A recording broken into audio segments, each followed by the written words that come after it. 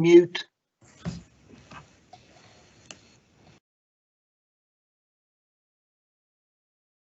Right, we're now live.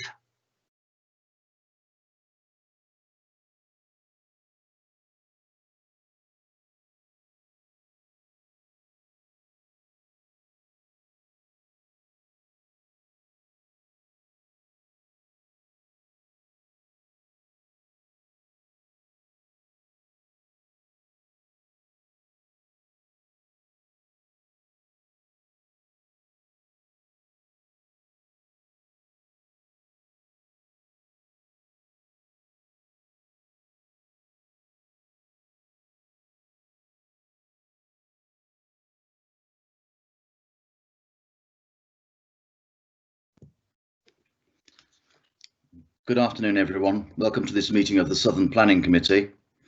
I am Councillor David Turner, Vice Chair of the committee, and I will be chairing the committee today. I'm obliged to inform you that this meeting is being live streamed, so members of the public will be able to hear the audio of the meeting and view the papers shown on the screen. Should any committee members experience technical difficulties during the meeting, please contact the designated IT officer on the number that they have already been supplied with. Everyone is requested to mute their microphones unless asked to speak. Please only use the chat function to indicate the desire to speak, but nothing else, so that it is clear who is asking to speak and that the debate has to be heard by those listening to the audio feed. Members are asked to ensure that they are present throughout the meeting, as you cannot vote on an item if you have not heard all of the debate. I will be offering a comfort break about an hour and 15 or an hour and 30 into the meeting if it looks as though it's going to be going on for a fair bit beyond that. As chair, I will interpret the council's existing standing orders in the light of the requirements of remote participation, with advice from the monitoring officer prior to making a ruling. At the start of the meeting, I will ask members of the committee to confirm their presence and any disclosable pecuniary interests. I will ask everyone that speaks during the meeting, including members of the committee and officers, to introduce themselves each time before they speak. This is so that those listening know who is speaking. Members are reminded to disclose any pecuniary interest in any matters to be discussed which is not included in the register of interests, and leaving the meeting by turning off their camera and muting their microphone prior to the matter being discussed. So I'm now going to read out each member's name and ask them to confirm their presence and confirm if they have any interests.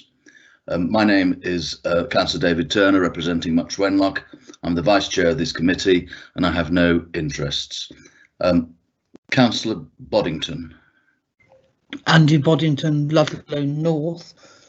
Item 6 is the supermarket application for Sainsbury's at Ludlow. I've been in extensive discussions with the developer for the last, well, probably 3 years. Because of that, I've made a statement which is in your late papers, and I will not be speaking during that item. Thank you, Councillor Boddington. Councillor Harris, oh, he's not here. Councillor Hignett. Hello, Councillor Hignett, Councillor for Ray Valley Ward, and no pecuniary interests. Councillor Nigel Houghton, substituting. Yes, hello, Chairman. Councillor Nigel Houghton from Clun Division, substituting for Councillor Richard Haffer. No pecuniary interests. Councillor Cecilia Motley. Good afternoon, Chairman. This is Councillor Cecilia Motley, Corvedale Division. I have no pecuniary interests, but I do have an item in my division which is being considered at the head of the agenda, the Oaklands Leisure Campsite and Fishery at Houghton. I also need to declare that I am a member of the partnership and the management board of the AONB, which is particularly relevant in this case insofar as the application at Oaklands lies within the AONB. So I would like members please to take that into account, because I will have to make comments. But it does in no way reflect the fact that I sit on the partnership and management boards of the AONB. So if you'd be very kind and note that, I'd be very grateful. Thank you. Councillor Parsons. Good afternoon, Councillor Tony Parsons, a member for Basin Hill, Colham and Sutton, and I have no pecuniary interests. Thank you. Councillor Shinton. Councillor Matt Shinton, Clibber Mortimer Division, no interests to declare. Thank you. Councillor Tyndall. Councillor Tyndall representing Brian Clee, I have no interest to declare. Councillor Claire Wild.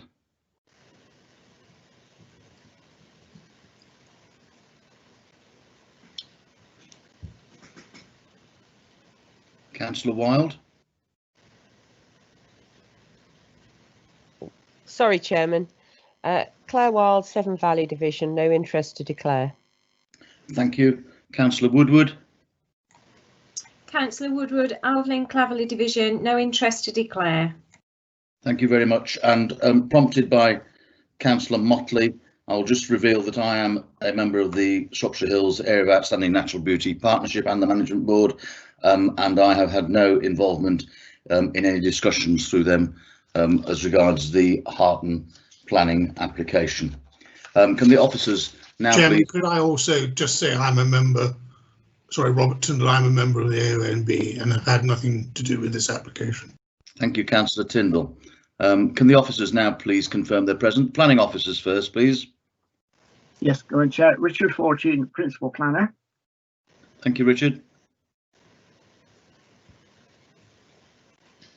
Andrew Shirakowski, Consultant Planner. And can you confirm, Andrew, that as far as you know, there's no other planning officers here? I can't see any. I believe it's only myself and Richard. Thank you. Solicitor, please. Kim Brown, Solicitor. Thank you, Kim. Committee officer. Tim Ward, Committee Officer. And are there any other officers present? Linda Jevons, Committee Officer, observing. Thank you, Linda.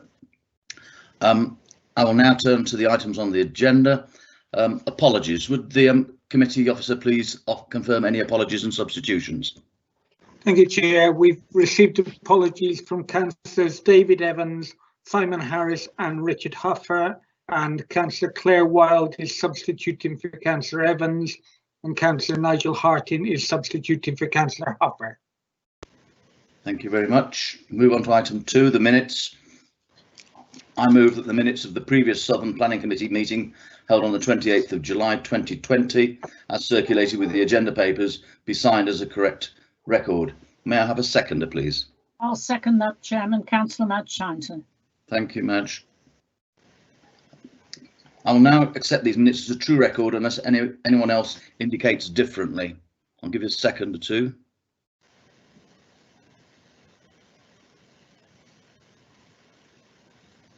Nigel Houghton's abstaining, I can see that.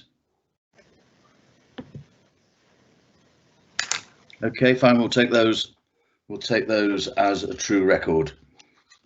Item number 3, public question time. Committee officer, are there any public questions? No public questions, Chair. Thank you very much. The disclosable pecuniary interest has already been dealt with, and we're now turning to the substantive items. I'll be inviting the planning officer to present them before dealing with the public speaking part of the meeting, and then asking for comments from members of the committee. So item 5 is Oakland's Leisure Campsite and Fishery, Houghton, and the reference is 19-02197 full. And could the officer please introduce themselves and give the recommendation? Thank you. Thank you, Chairman. It's Andrew Shirakowski, the Consultant Planner. This is an application under Section 73A of the Town and Country Planning Act 1990, which in plain English means it's a retrospective planning application for the change of use of an area of pasture land and woodland to a camping site to provide 50 tent pitches and 8 glamping units, as they're referred to in the application, together with a shower and toilet block at the Oakland's Leisure Campsite and Fishery at Houghton.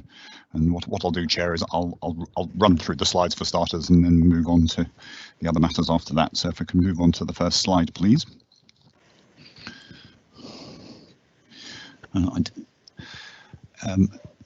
In fact, Chair, I'm actually going to move on to the second slide because I think there's 3 here that are the same, and it's actually the second one, which is this. That's right. Thank you very much. Yeah, the site is at Houghton. It's a fairly quiet spot. It's about 6 or 7 miles northeast of Craven Arms, and it's essentially an existing campsite that first got planning permission in 2016, and the area that was originally consented is the area that you can see hatched pink on this plan. This application includes both the original area and a substantial additional area, and essentially it's to extend the existing camping site that's there already. The 8 red squares you can see on the plan here are the new glamping units, and the blue square is the toilet and shower block. It's quite an unusual site in that it sits below Wenlock Edge, and it's got a series of lakes and ponds which are the sort of round, how can I put this, the sort of round edged sort of rectangular shapes you can see variously scattered around, yes, where the cursor is now towards the bottom of the site, and then stretching up to the much larger pond nearer to the top. And then the site is surrounded to the east and the northeast by woodland, which also extends along the northwest boundary, which is actually the line of the old railway line up to Much Wenlock, which is obviously no longer there, but the track bed is still there. There's the shape of the site is somewhat unusual. It's an N shape, and in essence you've got a field. I think when I was last there, it had been cut for silage, which is the large white area you can see in the middle that is actually excluded from the application area.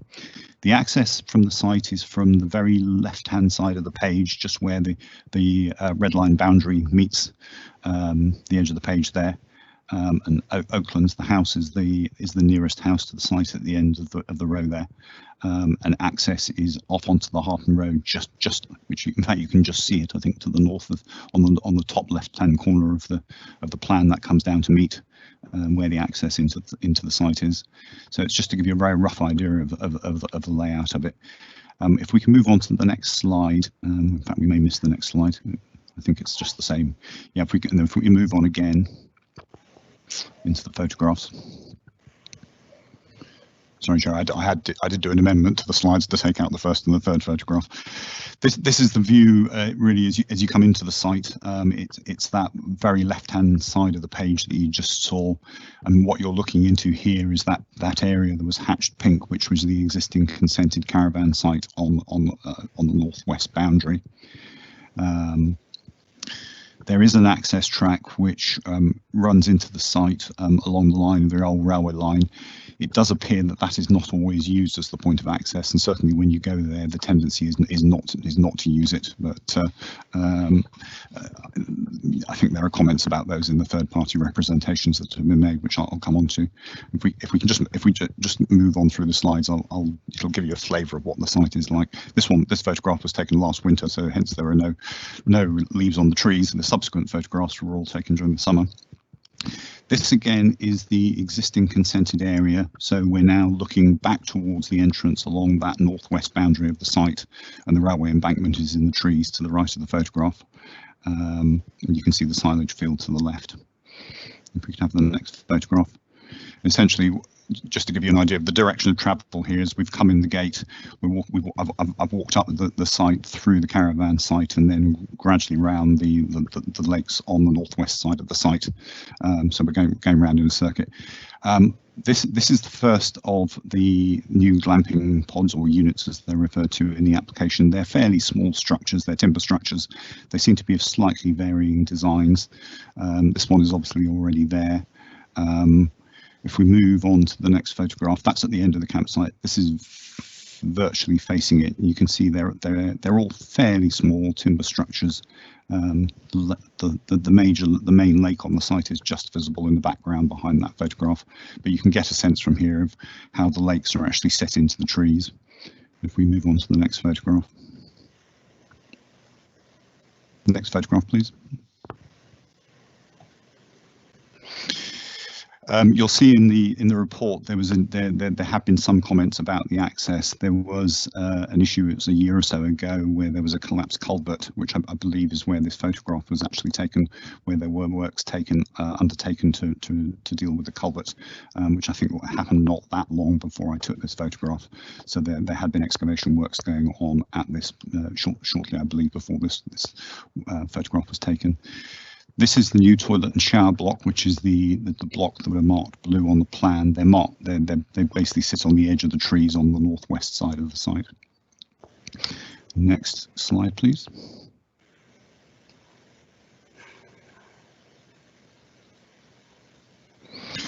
And then you move into the camping pitches, the tent pitches that are to be provided are predominantly in the area of woodland to the northeast and southeast of the site.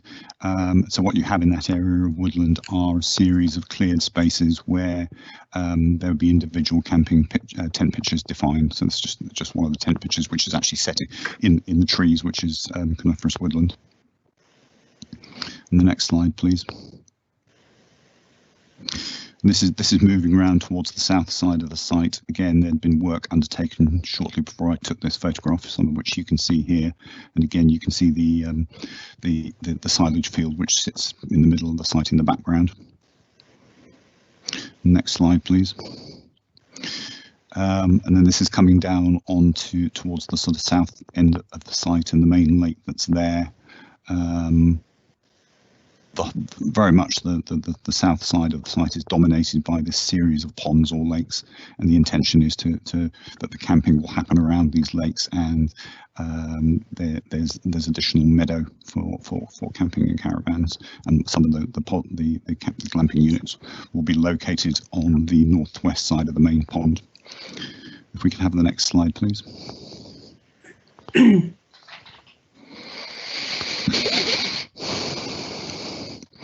And this is on the northwest side of the main pond at the south end of the site, if that's not confusing.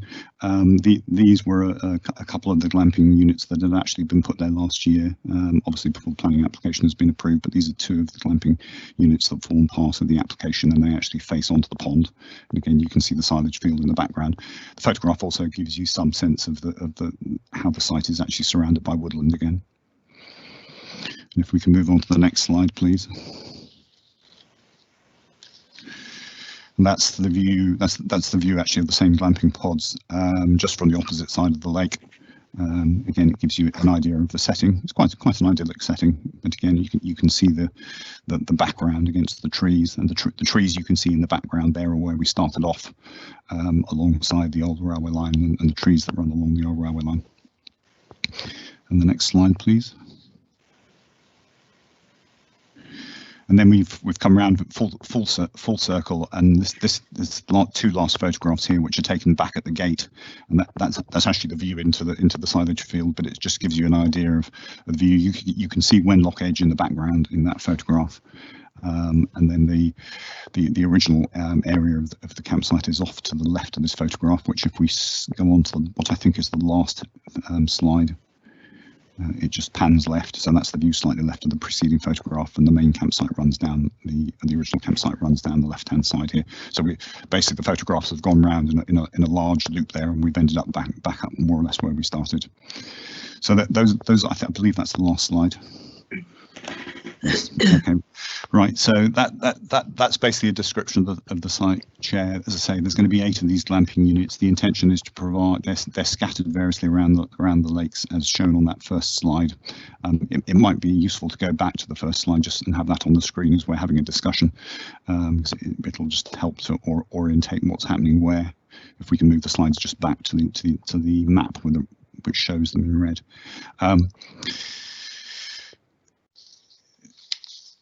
There, that's the right one. Thank you very much. There have been 6 late representations, 1 supporting and 5 objecting, which are on the list of additional representations that have been sent round to members of the committee.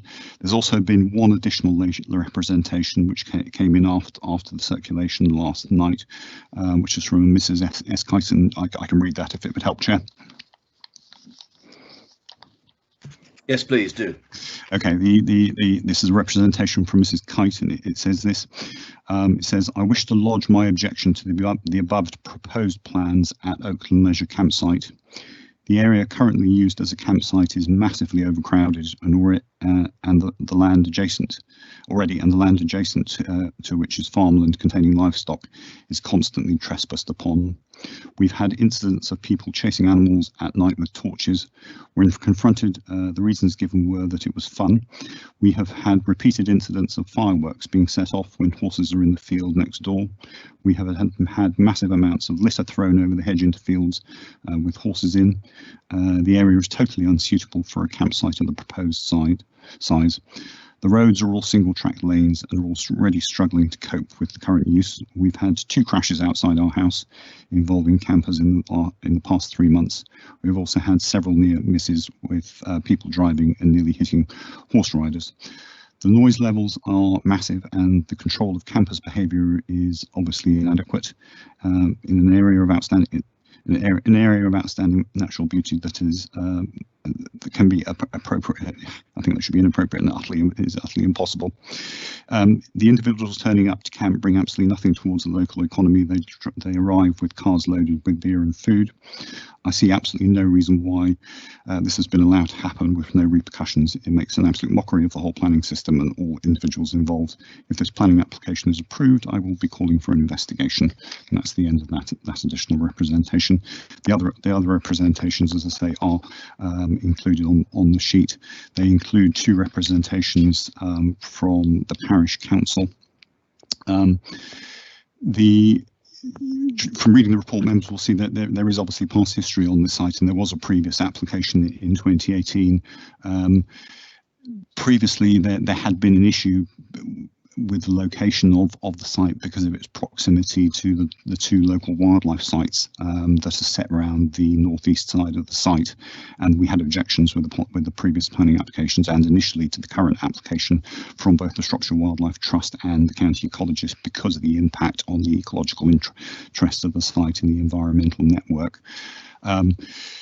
You will see in some of the representations there's reference to the fact that the application has taken a long time to determine. The reason why this has happened is because of those objections. The matter was referred back to the applicant and explicitly at the request of the Shropshire Wildlife Trust.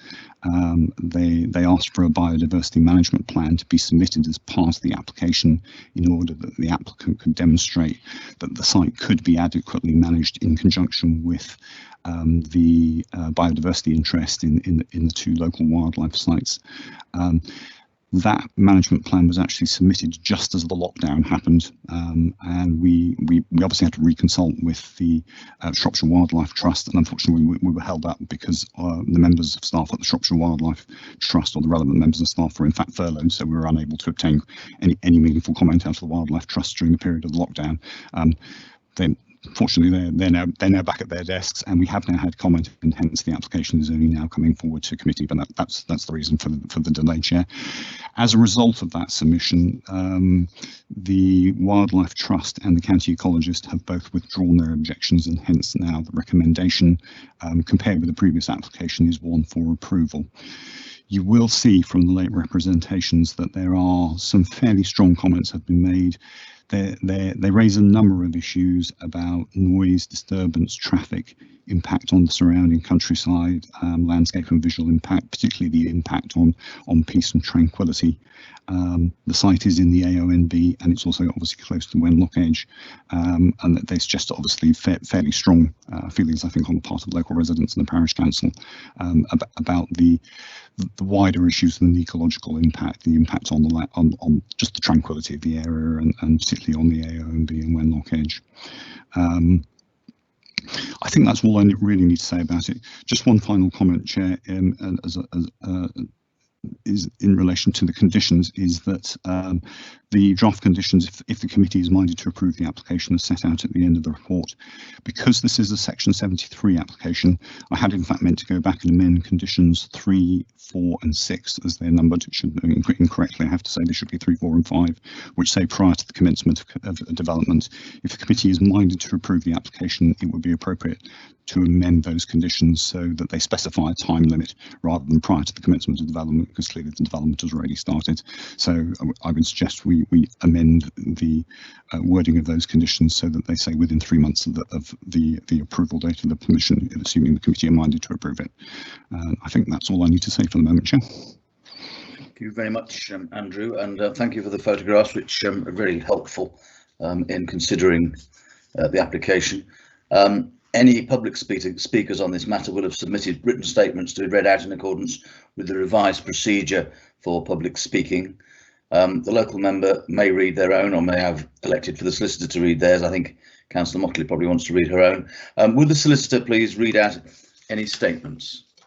Yes, thank you, Chair.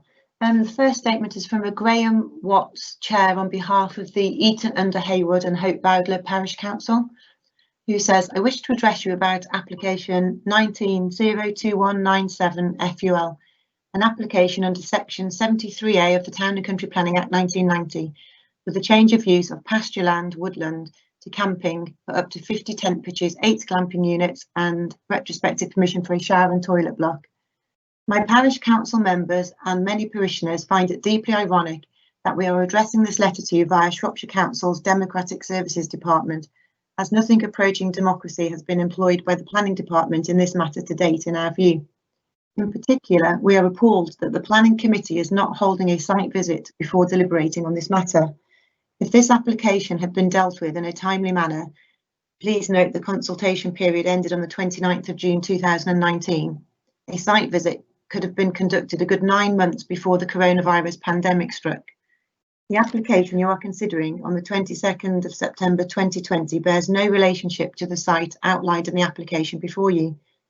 I attach and request that the committee members read the letter this parish council sent to the planning department on the 23rd of June 2019 in response to the application. The copy is attached. Since that letter was dictated, the site has continued to develop. One of my fellow councillors visited this site last weekend. He had not been there for some while and was shocked to note how much the site had been developed following the refusal of the earlier planning permission. See Mr Ian Kilby's reasons for the refusal, re 18-01316 COU. That planning refusal had been blatantly disregarded in 2018, 2019 and in 2020.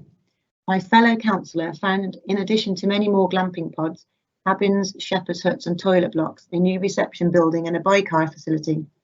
The applicant himself advised my fellow councillor that he has another batch of glamping pods being delivered during the following week. Thus, the application you are considering is woefully out of date and takes no account of the blatant disregard the applicant has shown to Mr Kilby's planning refusal. My parish council is being asked by parishioners why this applicant is being allowed to ride roughshod over planning law and policies which are rigorously applied to other planning applicants. We have no answers for them. We therefore request an enforcement order is issued to dismantle structures built without permission and to restore the site to its original state as unspoilt. Can I just add, Chair, that the letter referred to was in the late reps?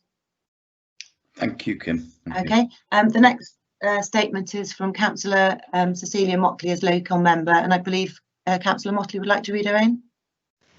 Yeah, thank you very much, Chairman, if I may. Please Is that all right? Yes. Thank you very much.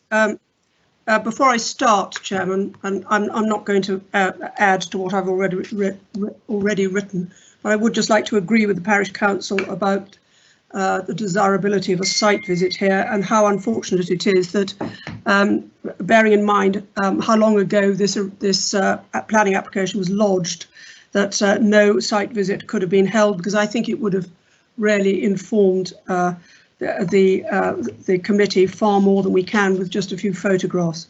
So I do worry about the fact that this application has been such a long time coming before committee. It was lodged in June 2019 and its progress has been painfully slow.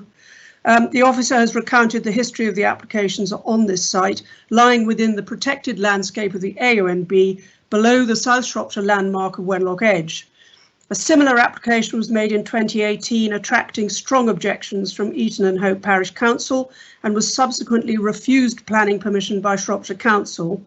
The reasons for refusal were that significant harm was being caused to an ecological asset due to the development falling within a local wildlife site and therefore within a core area of the countryside environmental network corridor, contravening policies CS6, CS17 and MD12.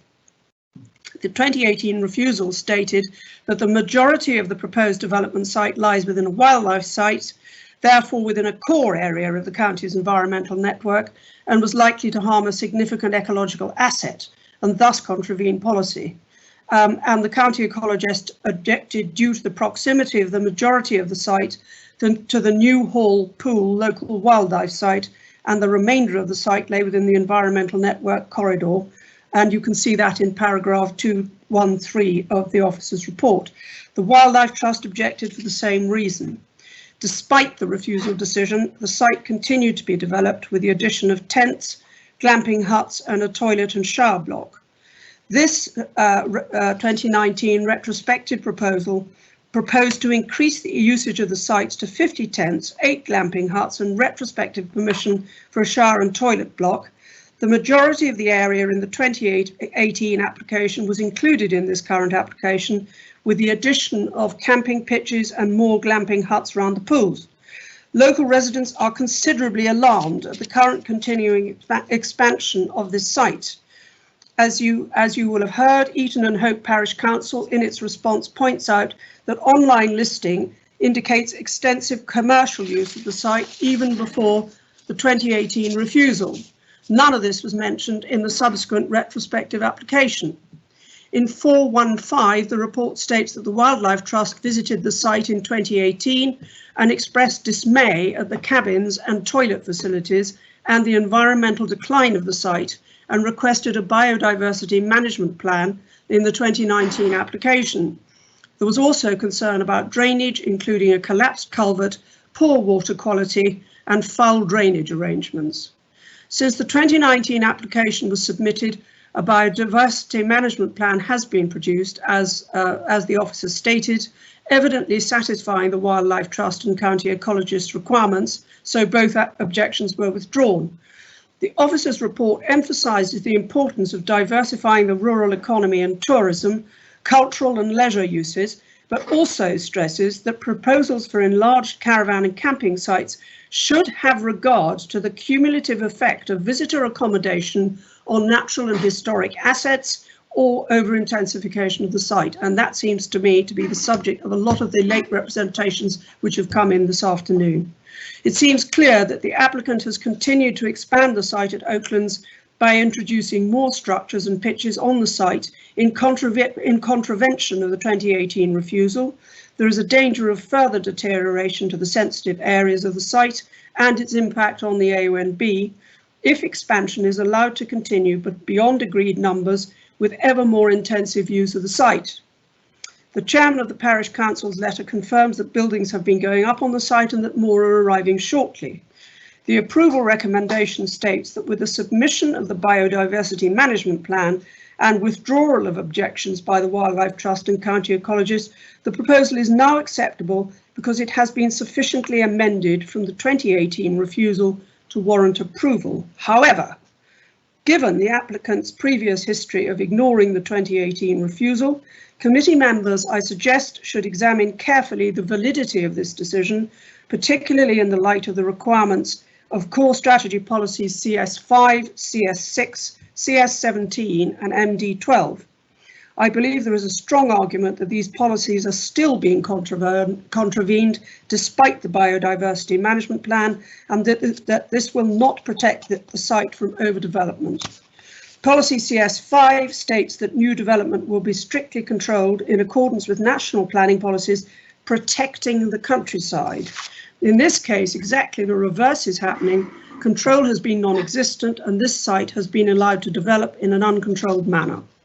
CS6 seeks to ensure inter alia that new development protects, conserves and enhances the natural environment. Once again, this seems at odds with a considerable expansion on this site, as mentioned in the Parish Council Chair's letter to the committee and others.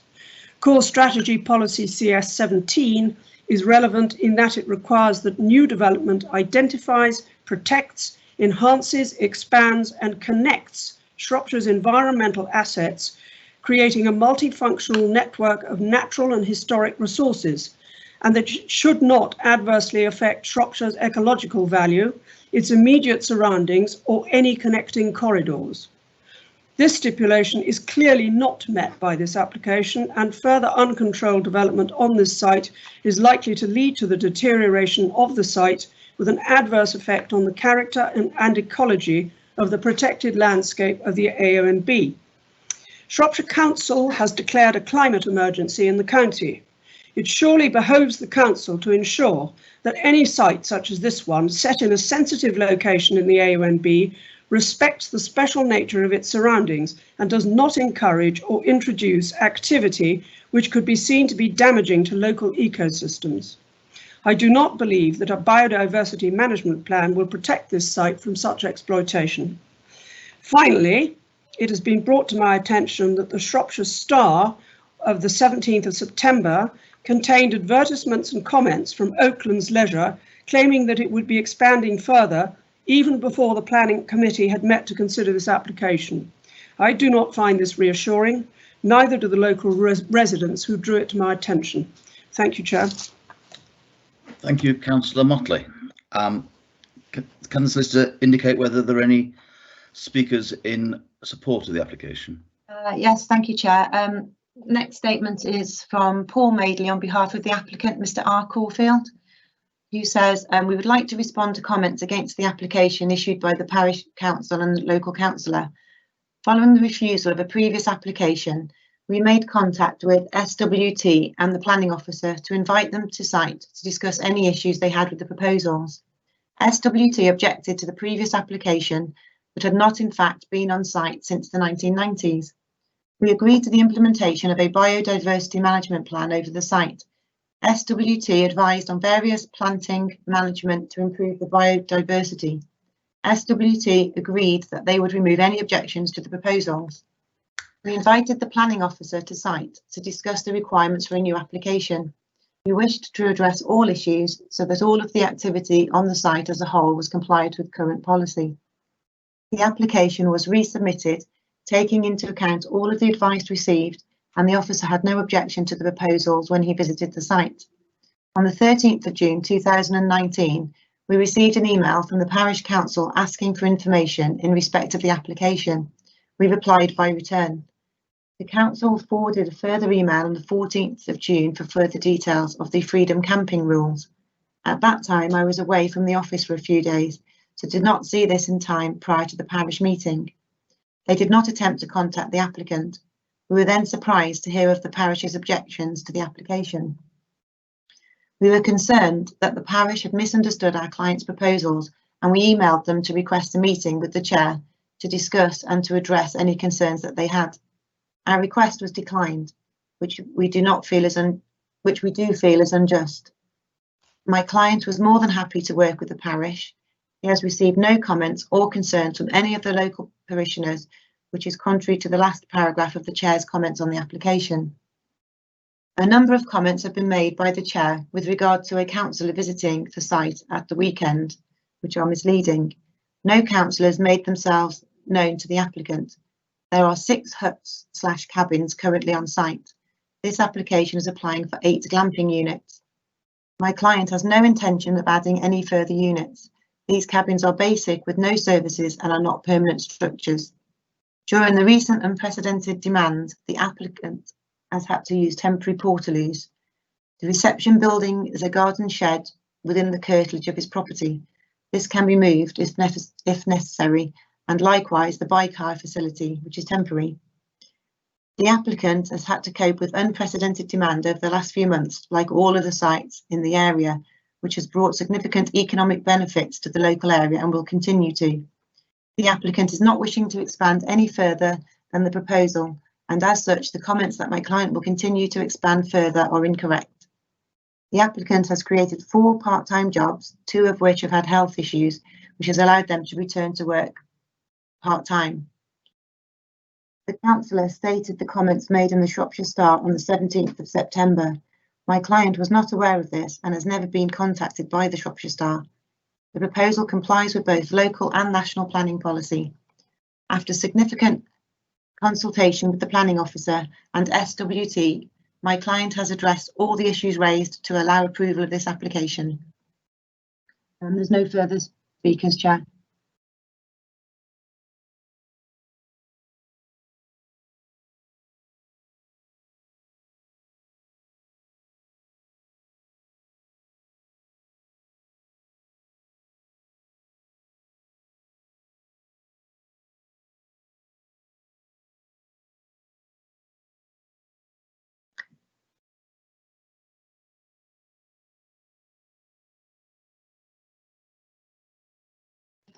We appear to have lost the chair, members. Okay, if we just hang on for a moment, then we can see if we can get the chair back.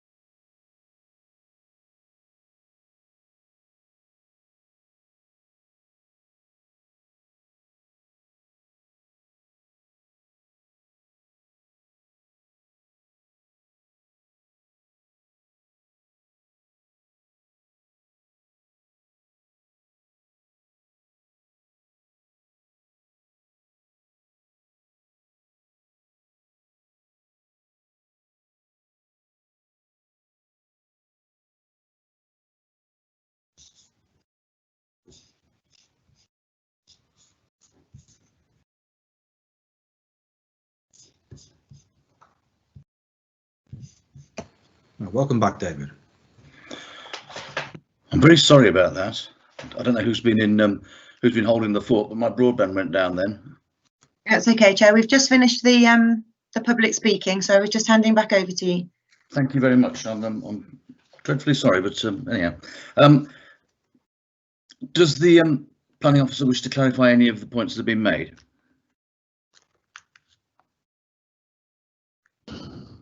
All right, thank you, Chair. Being a bit slow there to unmute my microphone. Yeah,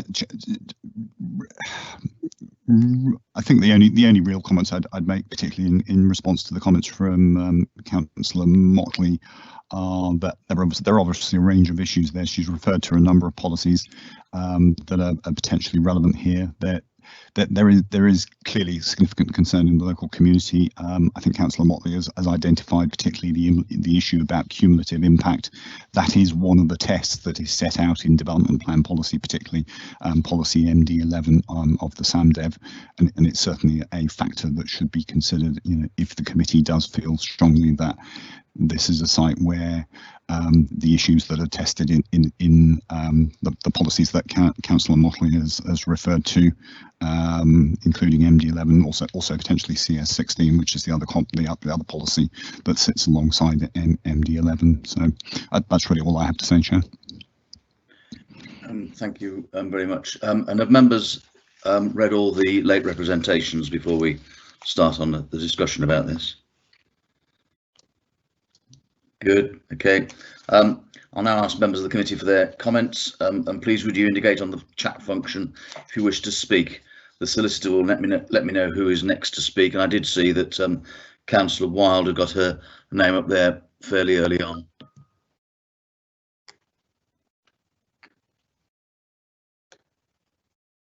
Am I allowed to speak now, Chairman, or? Yes, go ahead. Yes, please do. Okay, thank you. I must say, Claire, can you introduce yourself, please? Sorry. Yep. My name's Claire Wild. I'm the councillor for the Severn Valley, and I'm substituting for Councillor David Evans today.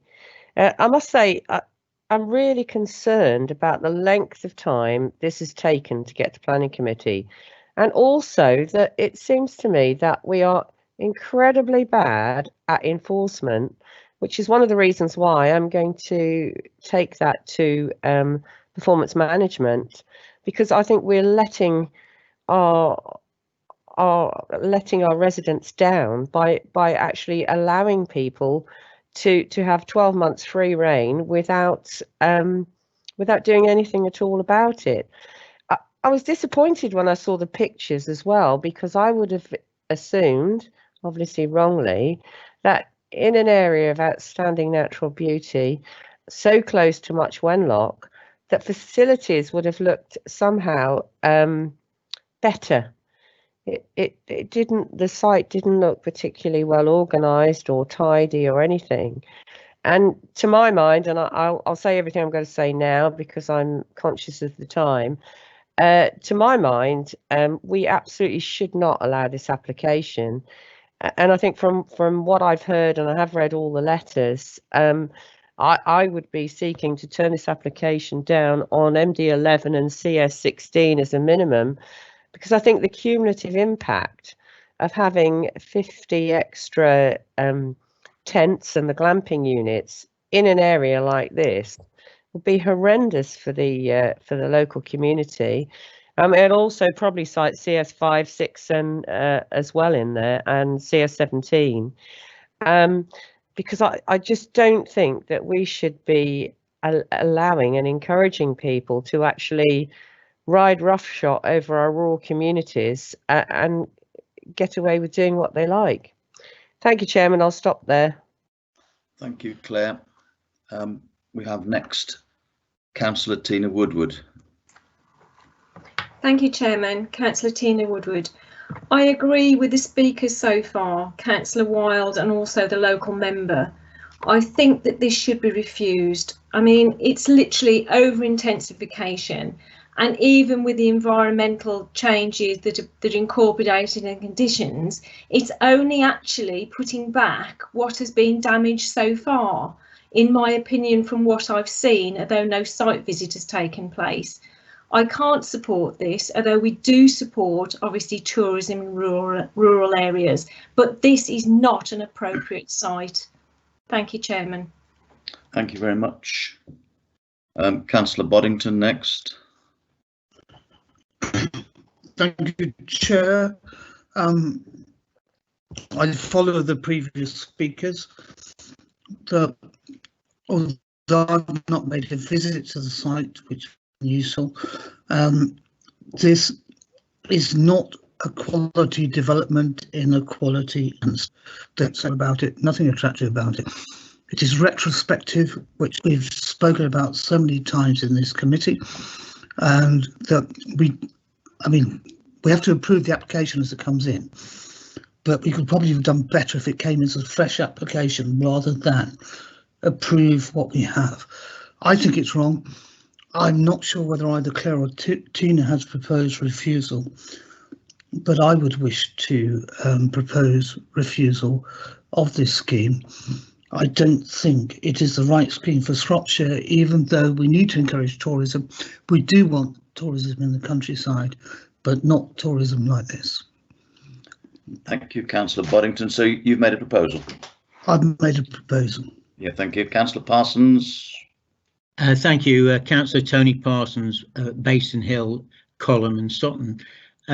Like the previous three speakers, I mean, I have a number of concerns about this site. I don't particularly like retrospective applications, and particularly retrospective applications after the previous application has been refused.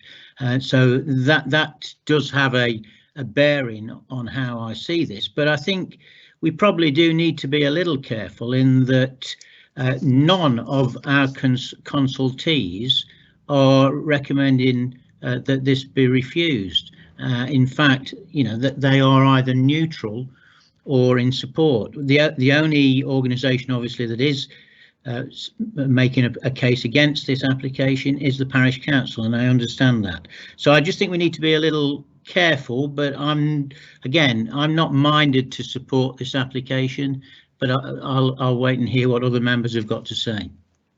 Thank you. Councillor Houghton, please. Yes, thank you, Chair. I don't have the benefit of knowing this site at all.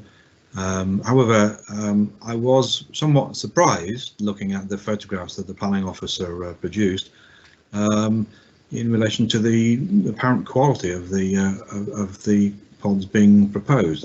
They rather look like standard garden sheds to me. And this is an area of outstanding natural beauty, which if we're going to allow something like this, we should be only allowing those applications that show the highest possible respect for the environment. And from looking at the photographs, this does not appear to be one of those applications that we should therefore be supporting, irrespective of the lack of objections now from Shropshire Wildlife Trust, etc. I do wonder whether or not, if we're going to refuse this, we perhaps, as well as CS 1611, we ought to include some of our other policies which were used previously on the previous refusal, because I think some of them still apply in relation to the environmental network corridor, and take advice on this. But I still do wonder whether policies CS6, CS17, MD and the 12 of the SAMDEV policies still do apply in this case. I would support refusal. Thank you. Are you seconding, Councillor Houghton? Yes, I'm happy to second, if the proposer is prepared to include the additional policies I mentioned. Okay, fine. Are there any further speakers on this planning application? Right, on the basis that we have a proposer and a seconder for refusal, could I just ask the planning officer if there's anything further you wish to add, or indeed the solicitor? Yes, thank you, Chair. I will come back to you on that, just because there are a few points there that it's just worth my while commenting on. Firstly, Councillor Wilde mentioned the issue of enforcement. I completely appreciate the concern that's been raised there. The difficulty we always have, and it's not one that's peculiar to this site, is that where we have got development that's taken place and we get a retrospective application, we're really in a very difficult place in terms of taking enforcement action until any outstanding application has been determined, because clearly there's an application there on the table, and we'd be preempting the determination of the planning application. So if there's a time for enforcement action, it has to come once the planning application has been determined. So it may well be, you know, if the committee decides today to refuse the application, then the next step is to look at whether or not we then do move on to further action. The issue, as a slight counter on the issue of the cumulative impact, which is clearly a major concern here on the part of members, one thing we do need to bear in mind here is that the site has operated under freedom camping rules, and there is a certain amount of development they can undertake on the site in terms of number of tent pitches and also caravans, which is outside planning control, and that's something we need to bear in mind. But clearly we do have a planning application on the table in front of us, so it's just something to be mindful. And then I think just the third issue I'd comment on is the application is retrospective.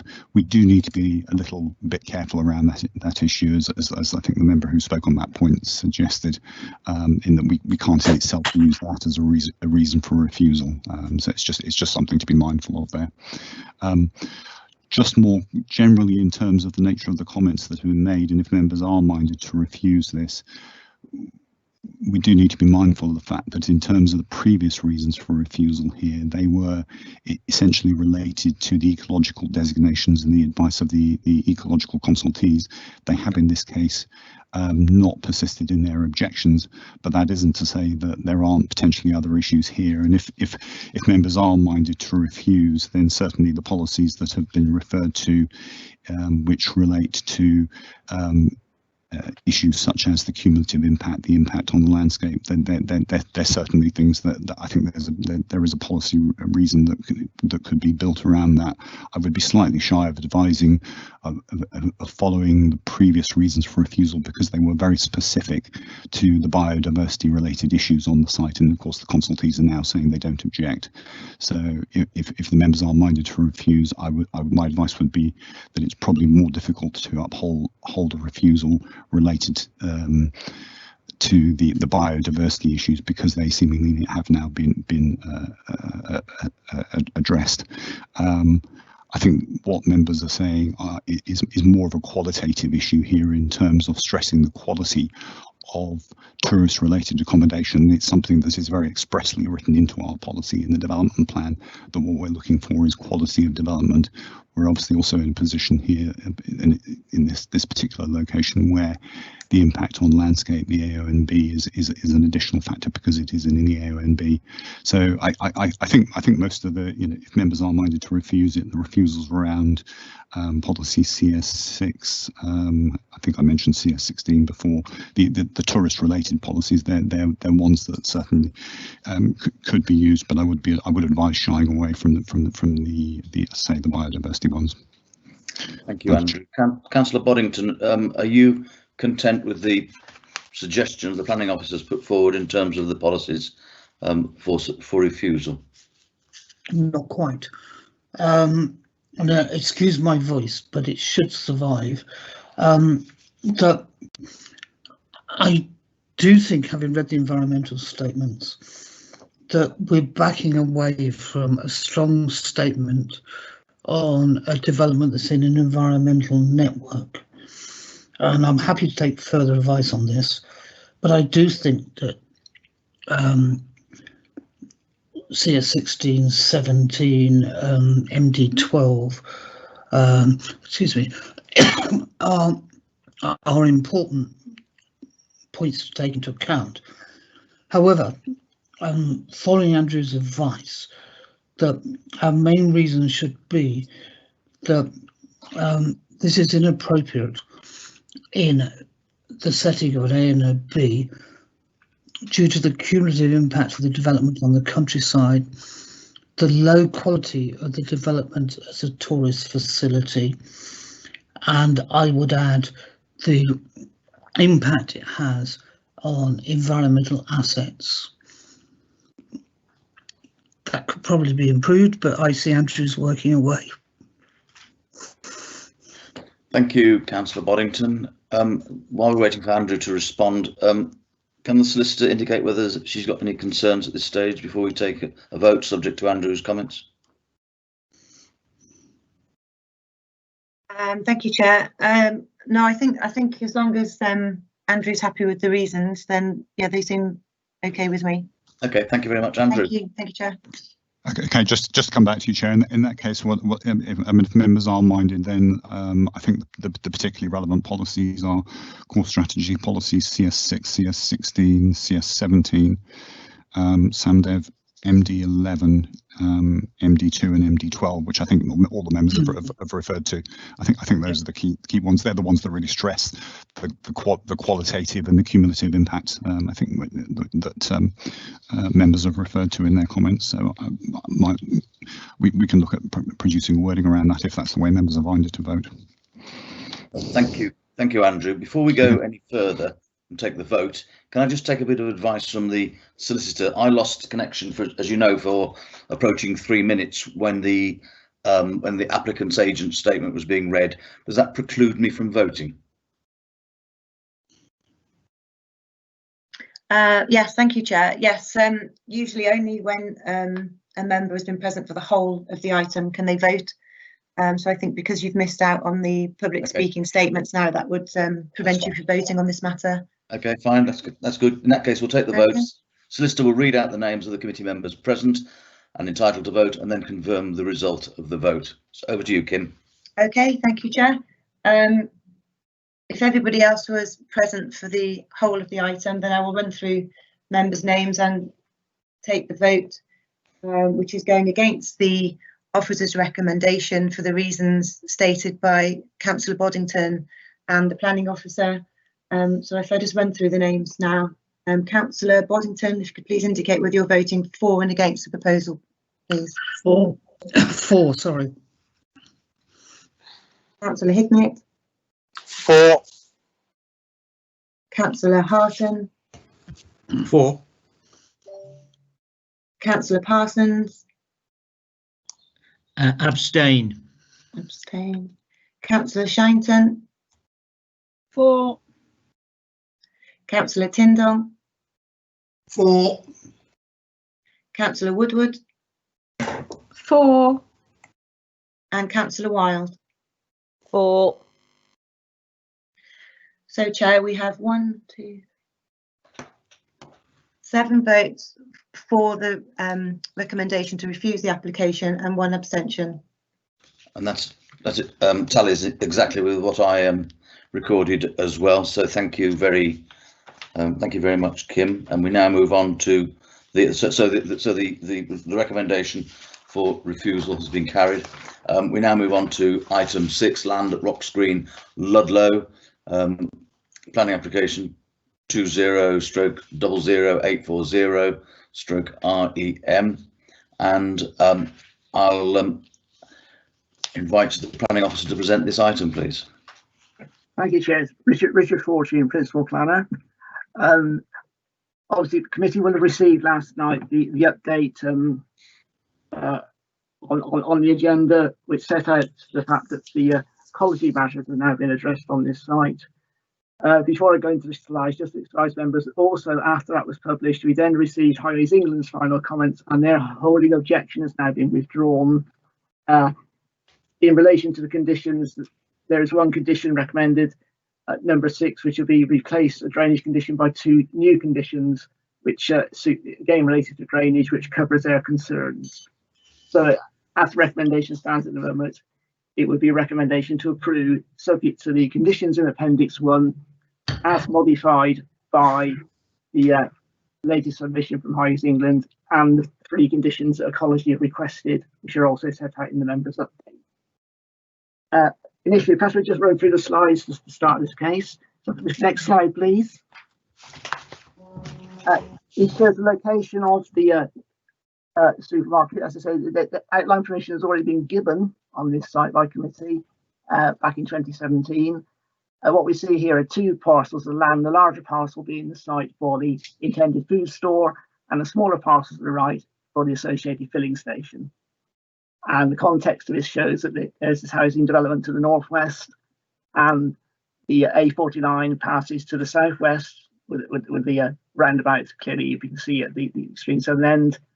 And access to the site is from the road on the eastern boundary that bisects the 2 red areas of Duncan Road.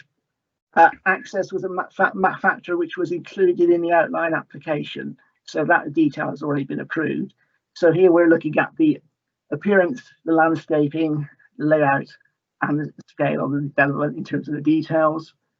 The outline permission also required details of some drainage details and details relating to levels and boundary treatments also to come in with the first submission of reserve matters. I'd also point out the reason this application is at committee is not because it triggers any of the triggers within our scheme of delegation, but it was a specific request by the committee in 2017 when they approved the outline for any reserve matters to be brought before them. Then next slide, please.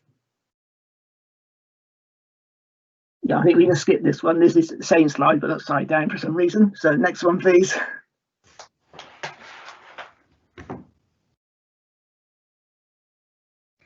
This again indicates that the layout of the site. As I say, this is the amended scheme. The initial scheme came in, as the report explains, before there was a store operator identified. And during the course of this application, Sainsbury's has now come forward as being that operator.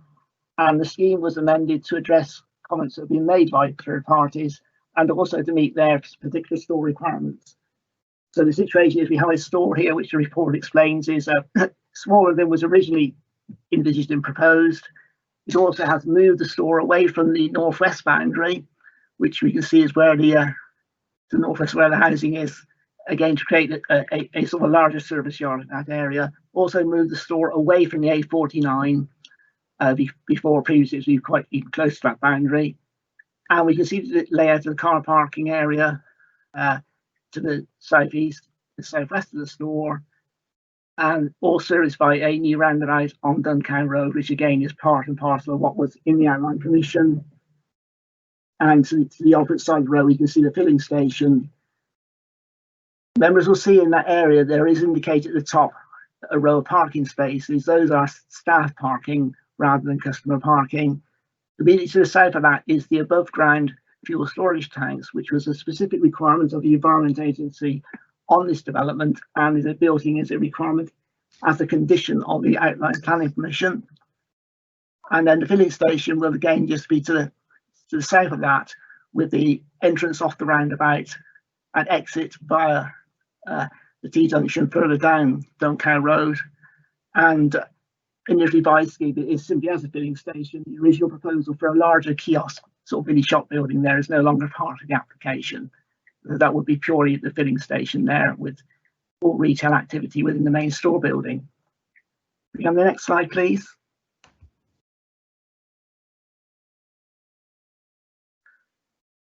Again, this really just shows the previous drawing before without some of the landscape details. You move on to the next one, please. Again, this just to indicate members that we had a comprehensive details of site levels submitted with the application as existing surveys, and the elevation drawings we'll see later allowed us to compare those with cross sections and details provided on that, all as stipulated by the outline permission. Next one, please. This figure is an indication of the elevational treatment of the buildings, which is described in the report. It demonstrates, if you look at the top view, to the left-hand side, we have the A49. To the right-hand side is Duncan Road. So this is the view looking south east out onto the sort of prime car park area. The main building, again, it's a lower design that was originally proposed with a combination of glazing and both sort of grey cladding and timber boarding treatments to the elevations, and that timber boarding details also enclosing the service yards and forming part of the acoustic fencing is also part of the development. The second view down is the view from Duncan Road, with the housing being to the extreme right, and we can see the car park area, and then the A4117 is the road on the extreme left of that. The final next view down, this is one where it is essentially, this is probably somewhat concealed from view because this is the views facing towards the housing to the northwest, but there is acoustic fencing along that boundary, which means that, again, it will be not as quite as will not appear as deep in the actual reality in the landscape as that drawing suggests. And then we have the final view at the bottom, which again is an element that just shows the elevation towards the A49 of the store. It shows the shop front detail wraps around the southwest corner of the building. Then there's south facilities, and then there's the extreme left end is the service yard and laser delivery access into the building. Next view, please.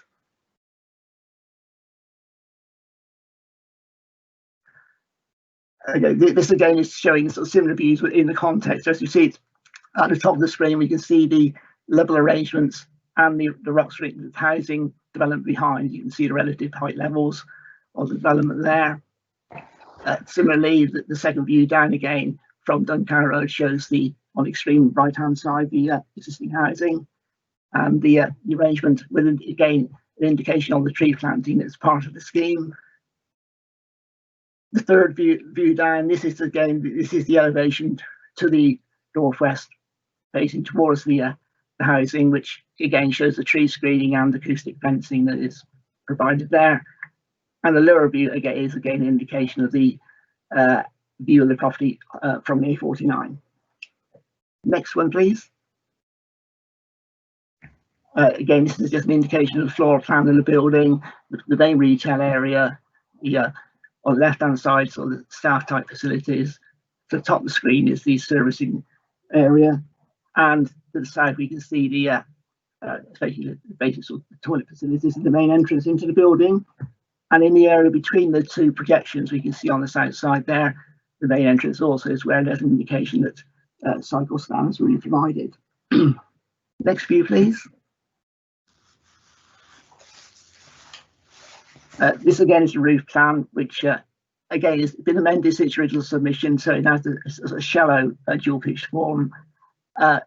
Use of roof lights indicated there, and the area to at the top of the screen where there's no roof light areas there, that is a sort of sunken well where some of the plants and equipment would be concealed from beyond the building. Next view, please. This is the view of the filling station area, which again is kept quite simple and open with the amendments reducing the built form. There's now simply just an unmanned kiosk to the right of the canopy area that we can see on the top line, rather than an actual sort of store building. and to the left we can see the sort of timber clad boarded enclosures to the fuel store area. Next view, please.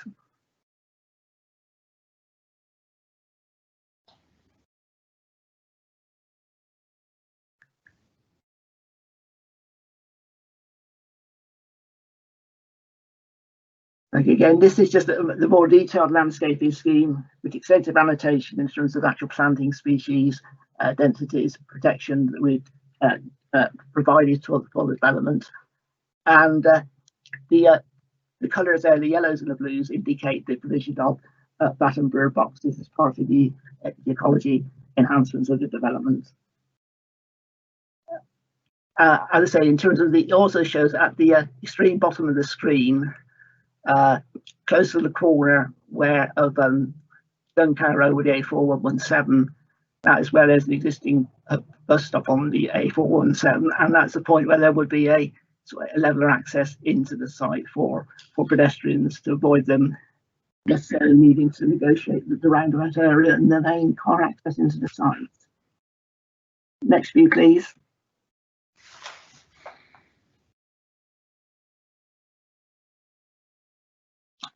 Again, this again drawn into the boundary treatments. It shows the combination of the use of some the boundary wall detailing, retaining walls, sort of vehicle rails protection, and sort of hard sort of things which was happening in the landscaping. Next drawing, please.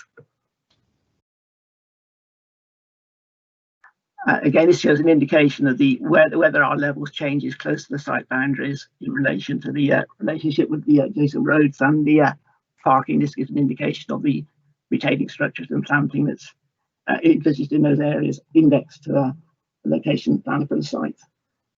Next, please.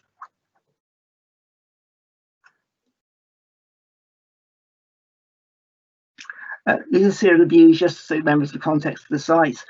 This is the housing on the north side of the site, showing into the levels. The store building will be set down within this existing ground area that we can see before us. Next view, please. Again, it's another view of the houses to the north. These being essentially on this sort of the main entrance area off Duncan Road into the main area of housing. Next view, please.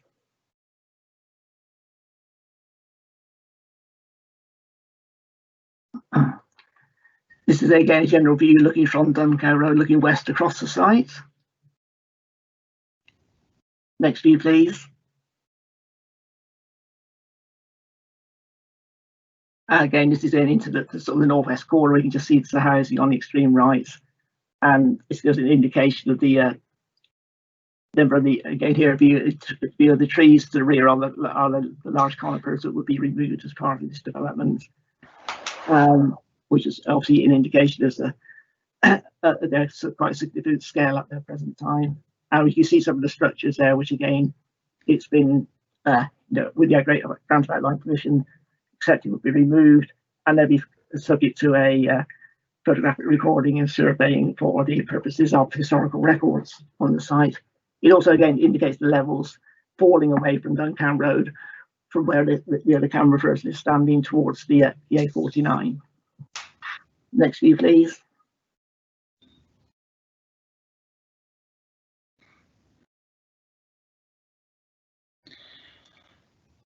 This again is from the position of the roundabout on Duncan Road. This is essentially the entrance area that we're going to the filling station on that more open sort of northeast side of the site on the small portion of the land. Next view, please.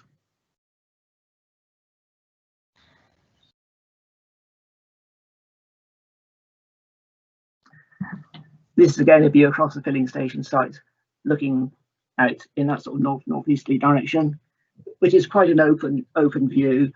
And the nature of the landscaping and the actual filling station structure is something now which is relatively lightweight and will still sort of maintain that sense of openness on that side of the site.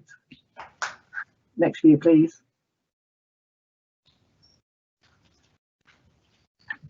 This is the view from the main roundabout on the A49. we can see the main body on trees there around there, which at the moment does mean that this site is very concealed from the A49. Those would be removed as far as this development and replaced by some new planting, but the site would be more open, and that really is a consequence of the authorised using principle that's been accepted on the land. Next one, please.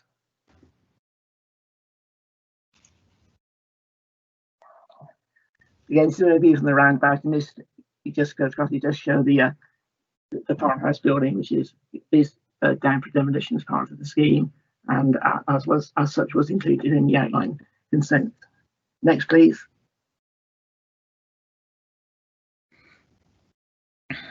This shows the existing pedestrian crossing on the A4117. As on the right hand side, here is a point where there indication on the drawings there will be pedestrian access through into the store parking area and subsidy to the store. It's also a location where there are some bus stop facilities. Next view, please. This is again a view looking at Duncan Road, which also, as I said, has a bus service that does extend up into the housing development, and the issues of alterations to that access relatively minor, but they are included in the outline permission for the development to do some works to the actual sort of turning radio displays on each side of that access point. The filling station would be on the right hand side of that road. Next view, please.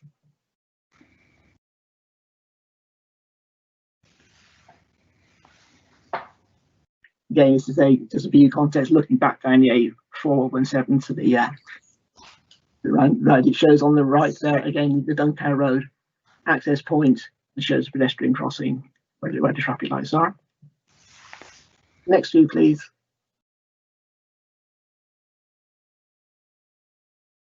Right, that's the sequence.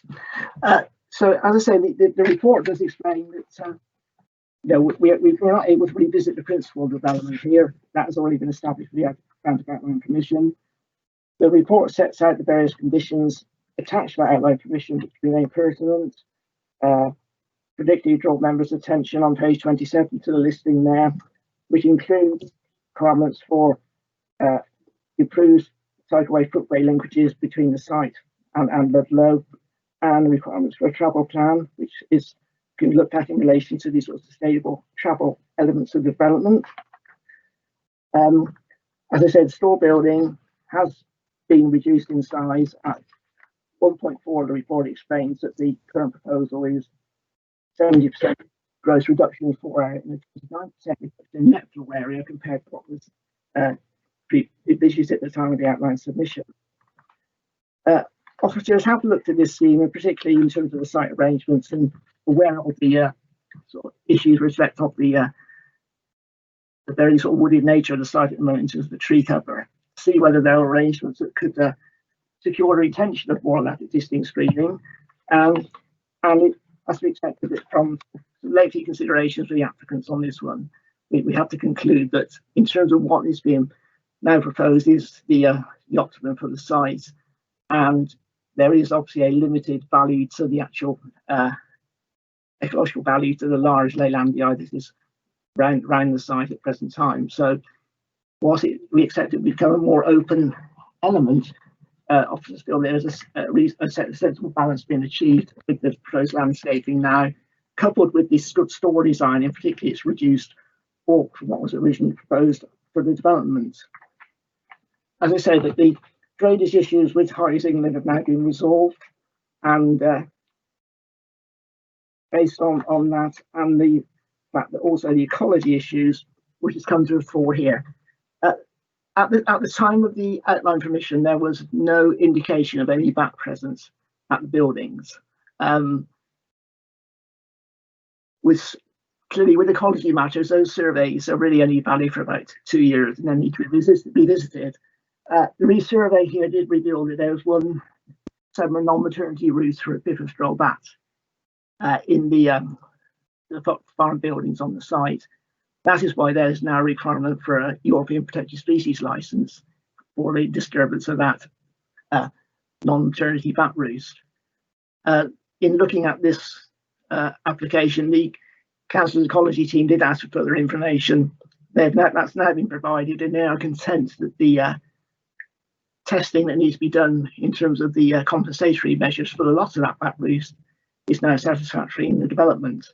There will be a need for them to apply for a licence from Natural England, but as I say, this is one situation where the principle of the redevelopment and the public benefits of achieving an economic benefit of the stored development here have been accepted with a grant of outline permission, and we're not actually dealing with a new planning application when we're dealing with reserved matters. It is that reserved matters related to that existing permission which has already been granted. So again, it's a factor where we have to accept that the balance of considerations here still are such that, you know, the ecology is now being addressed, and it doesn't form a basis for rejecting the specific reserved matters that are before us now.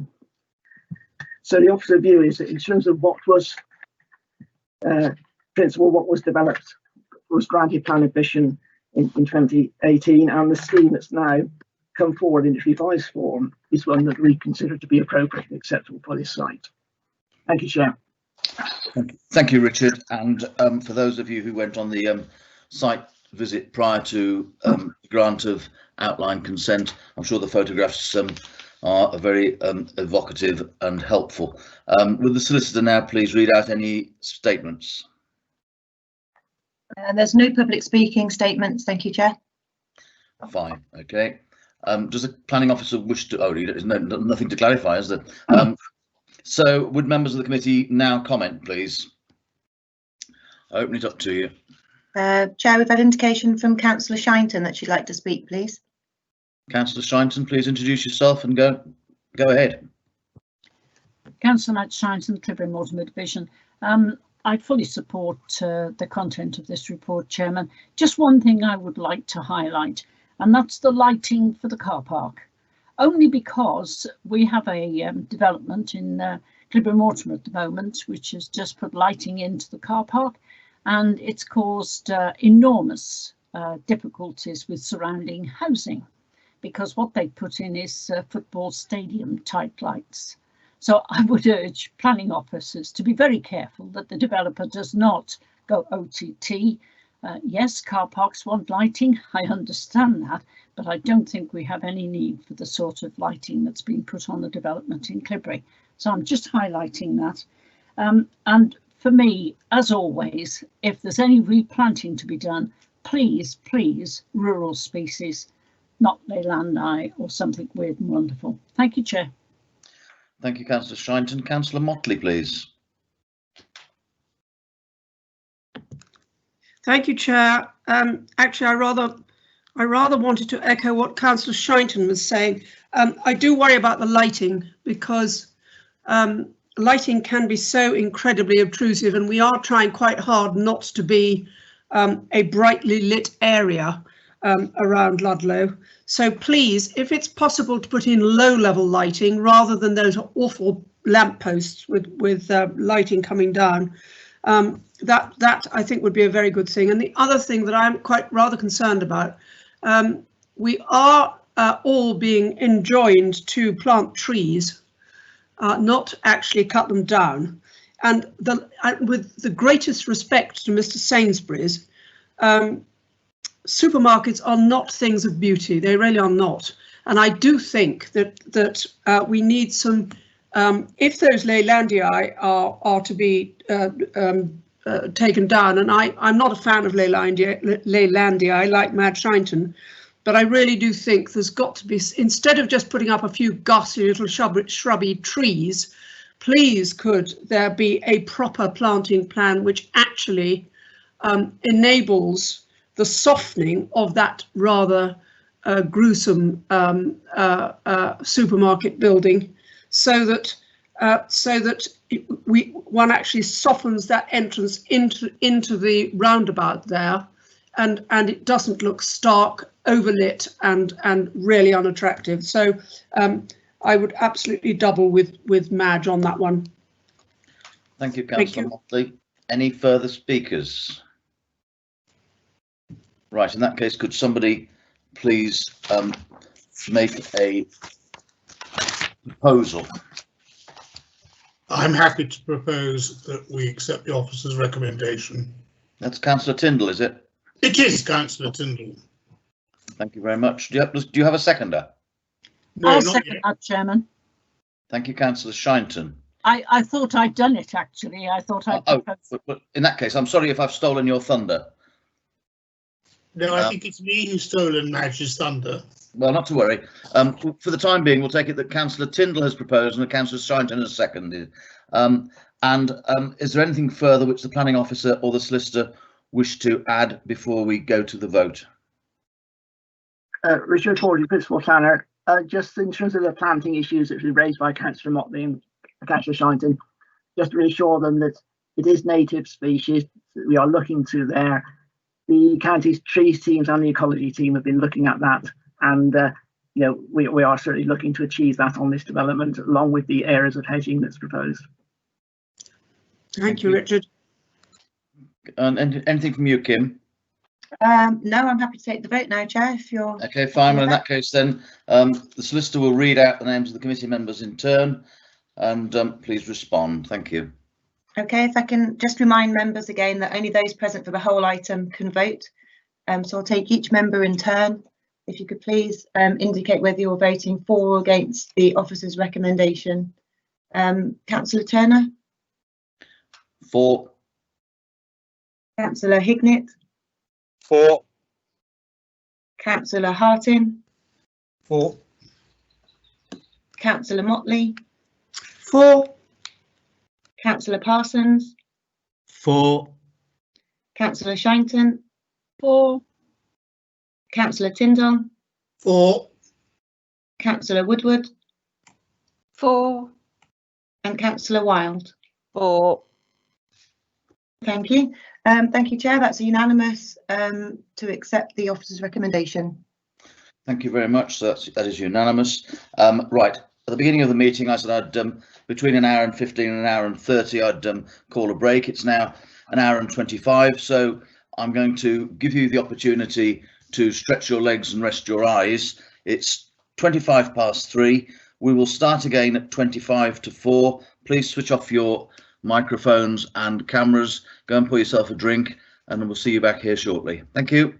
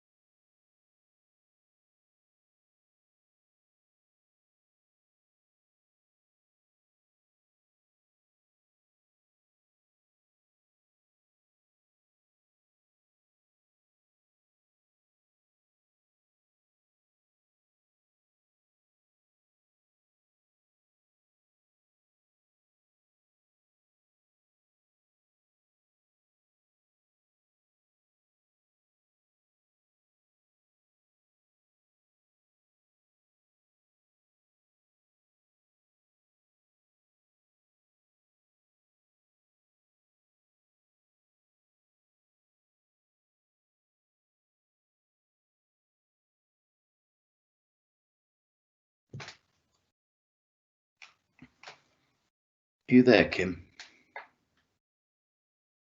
Yes, I'm here. Do you think we ought to do a roll call? I was just typing you a message, Chair, to say, do you want to do a quick roll call to make sure everyone's back? Yeah, well, we will So, do. Yeah, I mean, in that case, I'll delete my message and yes, please. Still got a minute to go, but if you want to start now, that's absolutely fine.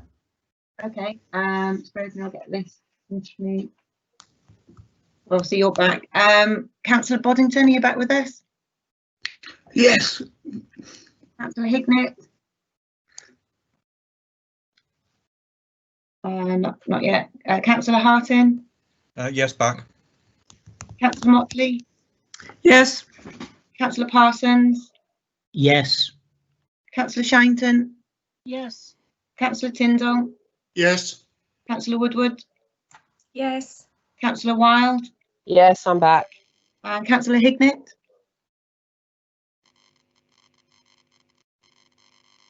We're just waiting for Councillor Hignett then, Chair, at the moment. Okay, well, we'll give him a moment, but if he doesn't show up in a moment, we'll move on because we've still got 4 items to deal with and the appeals.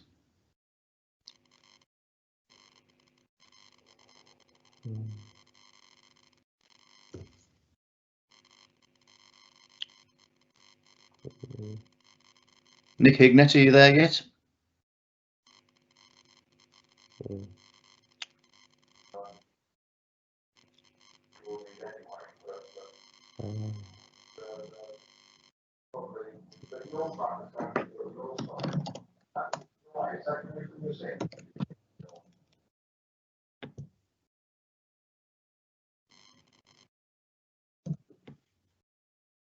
Right, we're gonna make a start in that case then.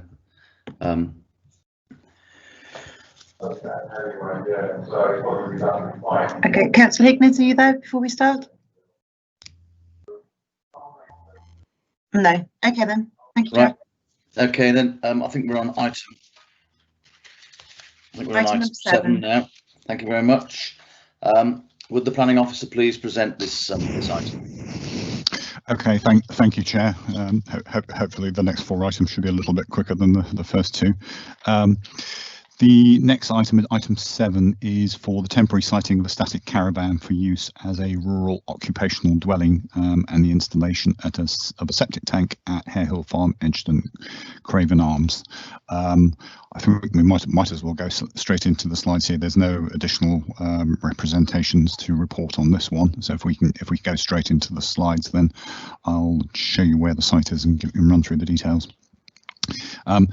Basically what this application is for, Chair, it's an application we occasionally get these where essentially you have an occupational, the desire is to put an occupational dwelling on a piece of land, usually related to the management of that land, and the way the normal process for dealing with this is where it's a new business is that in the first instance planning permission will be sought for a temporary dwelling, usually a caravan, for a period of 3 years in order to establish whether or not there's a viable business there and it's viable on an ongoing basis, and then that situation can be reviewed at the end of 3 years, and if the business is established and is successful, then an application for a permanent dwelling can come forward. So essentially what you've got here is an application at the first stage of that process, in this instance for a static caravan for that initial period of 3 years linked to the piece of land. The site in question here is at Edgeton, which for those members who maybe don't know that part of the world, is about 3.5 miles northwest of Craven Arms, to the north of Hopesey and to the west of Horderley. It's a fairly rural spot, let me put it like that. The agricultural holding in this case, it's a fairly small one. It's essentially a horticultural business here, as set out in the report. The area of the holding, which is shown there in blue, extends to 13 hectares. So you're talking about 5 acres. It's not a huge area of land. It's a horticultural business, and as set out in the report, it's been providing I think vegetables and fruit and so on. This is set out on page 58, I think, particularly for sale into the local community, which I think they've been very thankful for given recent circumstances.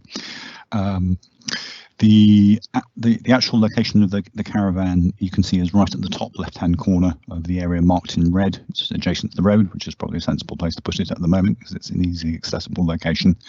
If we can just sort of roll forwards through the slides, you'll get a feel from the photographs of just what the setting is like. So if we can go on to the next slide.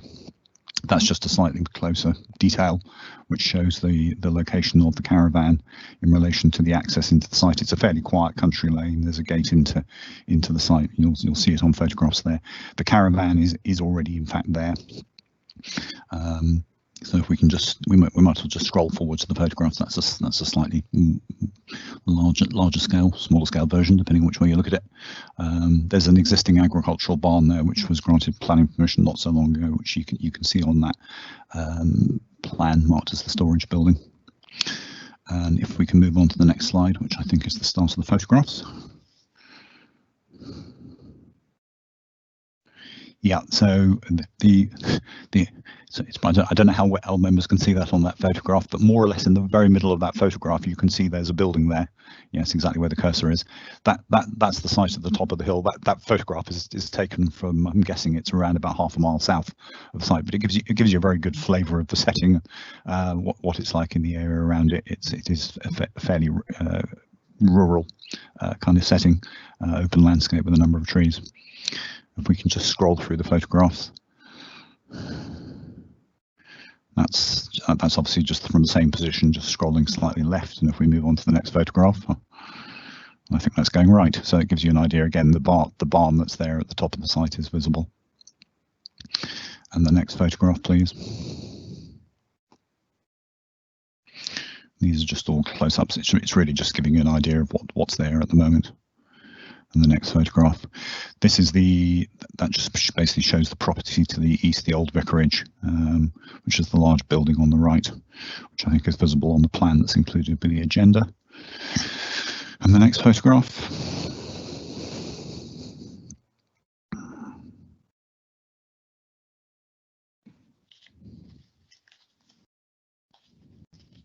Go to the next slide, please.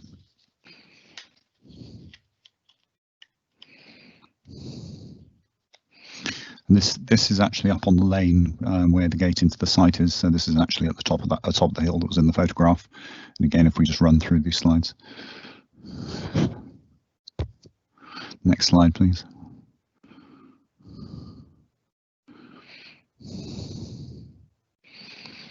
The view through the hedge. The caravan is located behind this hedge, so there's a degree of screening from the public road. Again, you can get an idea from this that there is screening along both sides of the road. That's actually on the opposite side. And the next slide.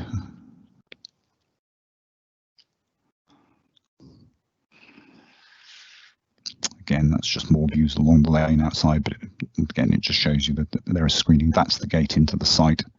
And if we can move to the next slide, I think it shows you the view in. I think the next one has the caravan on it.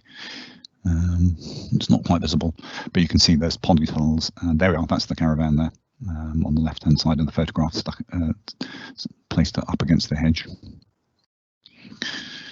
And there's polytunnels, and there's already the existing barn there. It's a slightly closer view, and I'm not sure how many more photographs we've got. Yep. If we just carry on scrolling through, they give you the general idea, I think. If we just scroll through to the end of the photographs, I think that'll do us.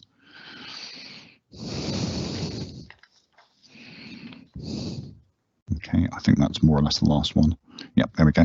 So there's one major issue around this application, Chair, and that is basically that you'll have seen from the report, this is actually a resubmission of an earlier application that was submitted in 2019.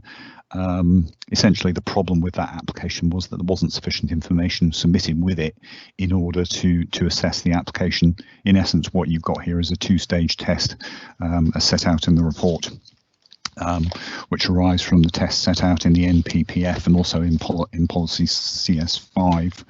And it's it's set out on page 64, it's the functional and the financial test. The financial test is essentially whether there's a viable business there, and the functional test is whether there's a practical need, and also whether there's potentially other accommodation nearby that could be used. The issue on this application essentially revolves around whether the financial test has actually been satisfied. The holding is very small, and as is set out on page 68 of the report, at the moment the details included show that there's a flock of 20 sheep, 10 chickens. There's obviously polytunnels there. The total holding is 13 acres. There's an assessment which is included on page, if I can find it, 66 of the report, which whilst there's obviously plans to grow the business, and there are details set out at the top of page 68, in terms of the calculation for the number of man hours that you would expect to justify a full-time agricultural employment, is actually set out in paragraph 6.1.12. And what the calculation is showing is that you're looking at something like 2,475 man hours per year are essentially the threshold or requirement. And the holding here is actually only giving rise to a total number of man hours of 291. So it's some considerable way below the level that would be expected to justify the house. So essentially the recommendation here is that the financial test is not satisfied, and at this stage it wouldn't be appropriate to grant planning permission. In some ways it's unfortunate, and it's a difficult thing when you get someone who's trying to get a business going, but there do need to be some criteria set, and in this particular case, unfortunately, the application fails those criteria. So the recommendation in this case is for refusal at the moment. Obviously, it's potentially open for the applicants to come back as the business develops. But that's the recommendation, Chair. Thank you very much. Thank you, Andrew. I can see that Councillor Tyndall has got a question for you. Councillor Tyndall, if you've still got a question, could you make it very directly on the report, the recommendation you just heard, because we want to move on to speakers? Yes, thank you. I'm just a bit concerned about the plan on page 57, on the very opening page of agenda item 7. Is it the right plan for the application? Yeah, yes, Chair. I looked at this plan. If you've got the paper copy, you look at that plan and it doesn't actually tell you where it doesn't appear to be visible on the paper copy, but it's actually at the junction of the road at the left-hand end of the plan. If you do have the paper copy of the agenda with you, where there's a number there, 262.4 metres. It's almost exactly on that spot. So thank you for that clarification. No, I looked at it myself and thought exactly the same thing when I first saw it. Super, that's great. Many thanks. Right, could the solicitor please read out any public statements, or if there's any representations by the local member themselves? Okay, thank you, Chair. The first public statement is from Janet Cobb on behalf of the Edgeton Parish Council, who says, as parish clerk, I've consulted the village via email, and there is unanimous support for their venture here. Moreover, we have benefited from their produce during COVID-19 lockdown and wish to keep this service in Edgeton. We believe that supporting young people to set up local environmentally friendly businesses is something we would like Shropshire Council to support. That's it for that statement. And then we've got Councillor Ruth Houghton, who's the local member, and would like to read out her own statement, Chair. Good afternoon, Councillor Houghton. Thank you, Chair. Welcome. You can go ahead now. Thank you. Thank you, Chair. Councillor Ruth Houghton, Bishop's Castle Division. As a local councillor for the Bishop's Castle Division, which includes Edgeton, I have called in this application for decision by this committee, as the application relates to a site in the Shropshire Hills AONB. The application for a temporary dwelling and septic tank would enable the applicant, his wife and young baby to live on the site of their organic market garden smallholding. This would reduce travel time, which instead would be spent working on site to increase food production. The opportunity to further develop their established business has never been so important, as local sustainably produced food has become an important part of the offer to residents, local food establishments and for popular weekly sales at Ludlow Market. Shropshire relies heavily on visitors to support the local economy. Restaurants, pubs and cafes in the area value locally sourced products. the provenance of which in turn is shared with their customers, thus promoting Shropshire and quality produce as a unique selling point to visitors. An organic smallholding fits well with the ethos of the AONB and sustainable food production. Food miles are reduced and the business is environmentally friendly. The proposal of a temporary dwelling would further allow the applicant to develop and maximise food production on the site. The application has the support of the local parish council and local village residents who are supportive of the venture and who have also benefited from the local produce during this current pandemic. The sustainability element of the business also fits well with the Climate Action Plan recently adopted by Shropshire Council. In summary, a temporary dwelling on site provides an opportunity for a young family to live and work locally in a rural environment with a business that is complementary to the AONB. Thank you, Chair. Thank you, Ruth. Thank you. Okay, Chair, and then finally I've got the applicants, Liam and Alice O'Brien, who say, as a young family who are locals to the area and new entrants into agriculture, we began Hare Hill Farm with the view of creating a sustainable food enterprise through small-scale agriculture. By growing and rearing produce in Shropshire on a low-impact basis and being in conversion to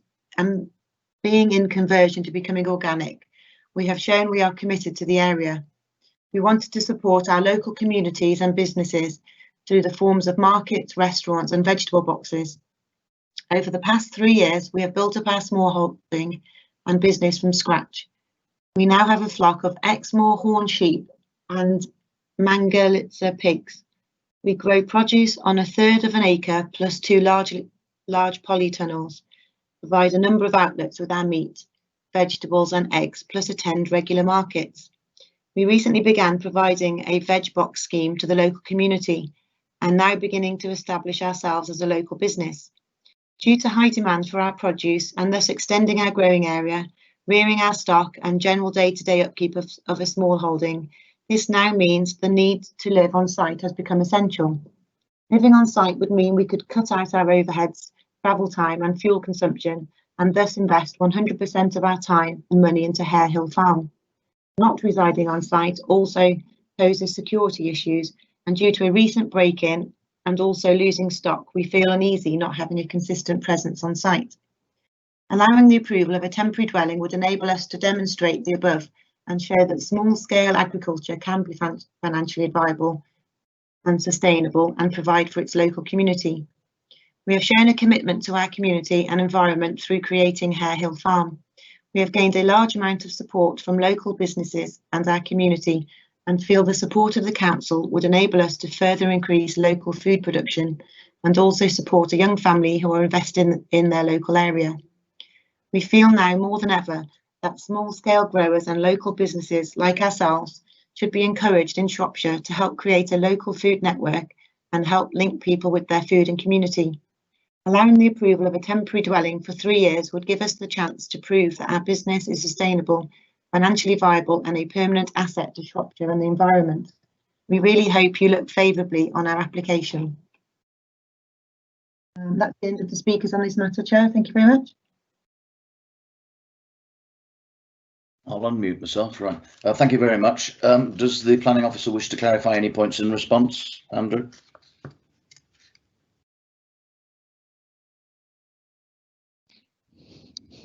Apologies, Chairman. I can unmute my microphone. No, I've nothing further to say at this point, Chair. I think we'll let members make their further comments, and if there's anything else, I'll pick them up. I'll throw this open to the committee. We've got Mad Shinton, Claire Wild, Nigel Houghton, Andy Boddington, and Robert Tyndall. So, Councillor Shinton, you're first to go. Thank you very much, Councillor Shinton from Clibbing Mortimer Division. I read this as almost a story of my own life. Because 60 years ago, my husband and I, he'd started a small growing business rather like this. And we lived off site for a period of time, which was not helpful, particularly when you have things like glass houses, polytunnels.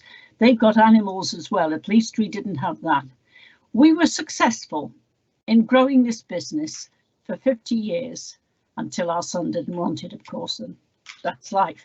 All I'm saying is this is possible. We had just over 2 acres of land. These people have got 13 acres. For heaven's sake, this is a potential rural business and we should all be supporting it. So as far as I'm concerned, we should give them every help and support we possibly can, and that temporary caravan will do precisely one of the biggest supports we can give them. So I'm afraid I want this this permission to be given. Thank you, Chair. Thank you, Councillor Shinton. Councillor Wild, please introduce yourself. Thank you, Councillor Wild from the Severn Valley. I note from what Andrew said in the report that there's widespread support in the community for this enterprise, and I've no doubt that the applicants are completely genuine. However, the only concern I've got really is that you know, being local and having been born and raised in the area really isn't anything to do with planning. It's not in any particular planning policy. And what concerns me, if somebody came from outside and did this, if we passed this application, you know, would this carry weight? Would the fact that we've passed this application carry weight if somebody who hadn't lived there all their lives came along and did something like that? Because that's a slight concern I've got. Thank you. If you could answer that, Andrew. Well, let's go through the speakers, and then Andrew can come back. Thank you, Councillor Wild. Councillor Houghton, please introduce yourself.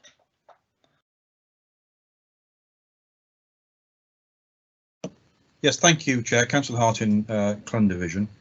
I know this site relatively well.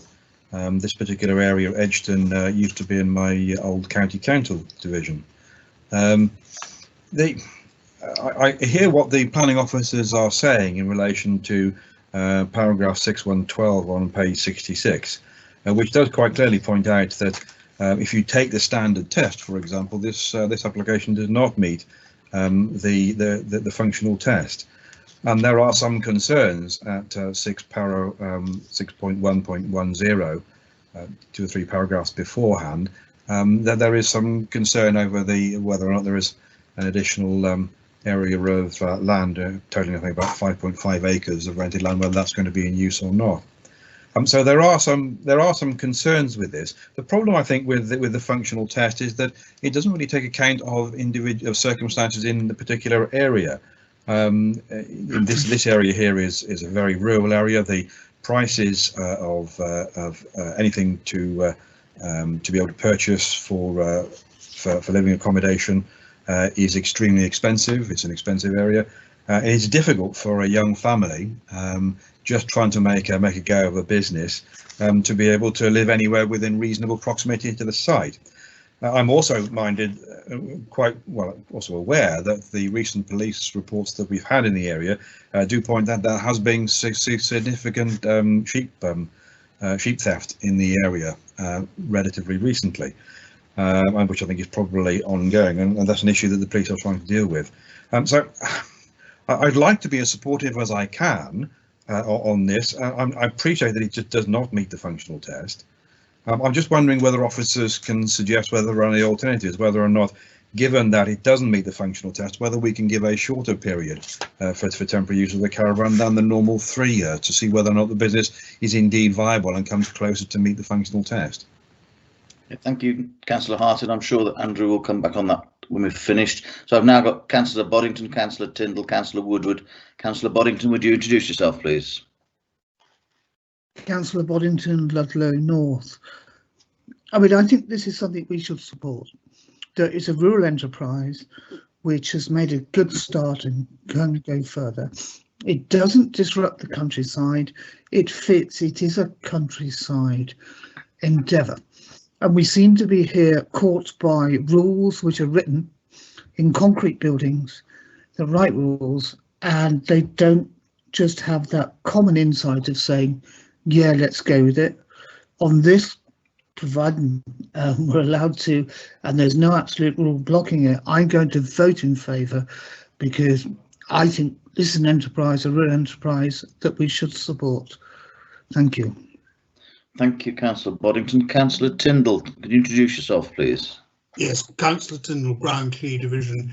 I'm simply going to say that I support entirely what Mad Shinton and Andy Boddington have said. I will second or whatever to grant permission. I won't repeat what they've said because they've said it very well indeed. Thank you, Councillor Tyndall, and for your brevity. Councillor Woodward. Thank you, Chairman. I have reservations about this. I think we have a policy in place, and I actually think the test should be met, and I cannot support it as it stands. I welcome rural businesses, but I have cases where the business is no longer and the viability test has not been met. So I appreciate the caravan can be moved. It's on site now, but actually I think the test is important. Thank you. Thank you very much. Could a planning officer come back and address the issues that have been raised and cover anything else he feels is appropriate before I go on to Councillor Wilde? Thank you. Yeah, thank you, Chair. I mean, firstly, to take Councillor Wilde's comment about you know, the applicant being local or not, that in itself is obviously not something that is relevant in terms of the test for the planning application. And in that respect, I think Councillor Wilde is quite right to sort of express the concerns that she has. Councillor Houghton has raised the issue about whether or not we could grant a consent for a shorter period. The way that this test has been established is it's basically come to a conclusion that a 3-year period is one that's appropriate to impose as a general rule, because you need to give new businesses an opportunity to actually get going and establish themselves. And the problem that you may completely unintentionally give rise to if you granted permission for a shorter period is that it may well be that isn't long enough to demonstrate the viability of the business. So that's the reason really why the 3-year period has become the generally accepted standard. And if members were minded to approve it, my advice would be stick with the 3-year period, because I think you'd be actually putting the applicants under additional pressure, which may be quite difficult for them to actually deal with in terms of demonstrating that they have established a viable business, and the 3-year period is probably more appropriate to do that. Really, just to pick up on Councillor Woodward's comments at the end there,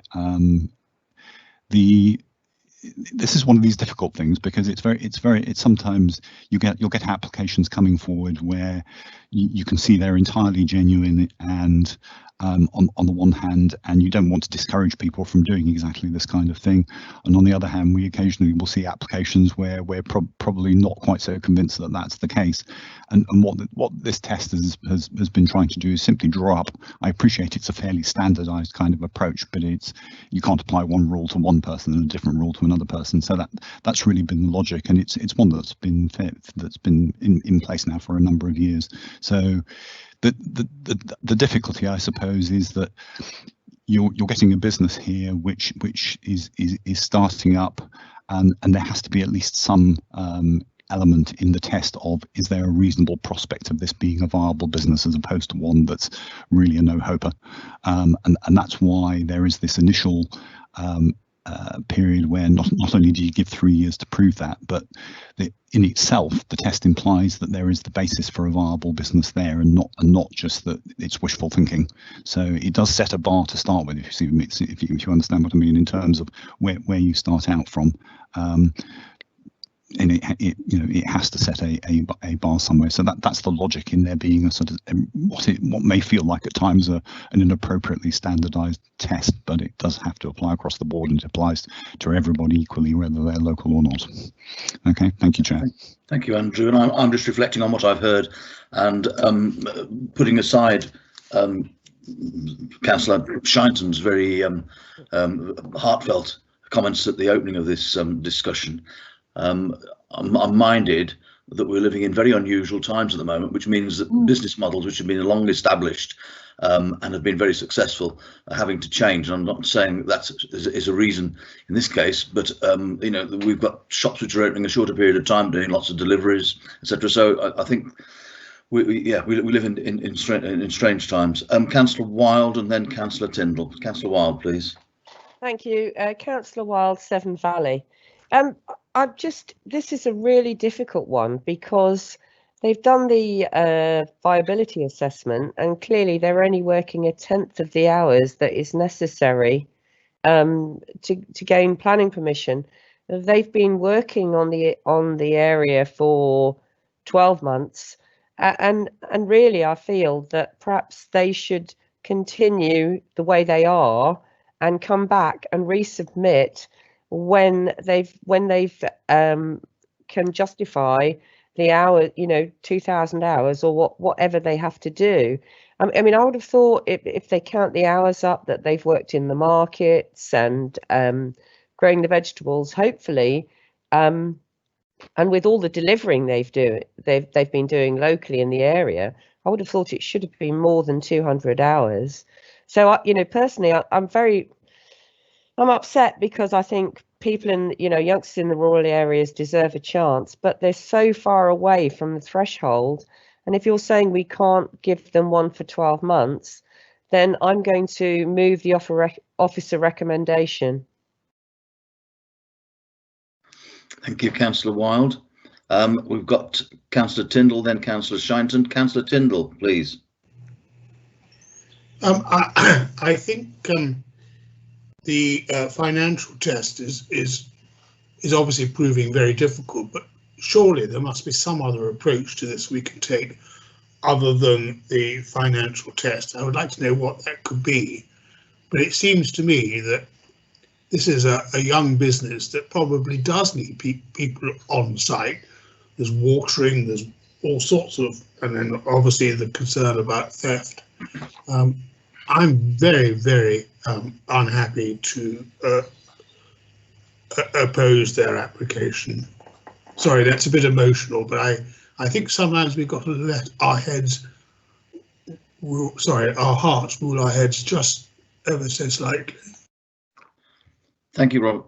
Councillor Tyndall, I think we understand where you're coming from. I want to try and wrap this up fairly quickly now, but I've got Councillor Shinton, Councillor Boddington.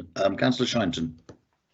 Just a quickie, when we first started out 50 odd years ago, yes, certainly, my husband had a full-time pest control job, which of course, when myxomatosis came along, he was off work, furloughed as we call it these days. You didn't get paid in those days, but press on.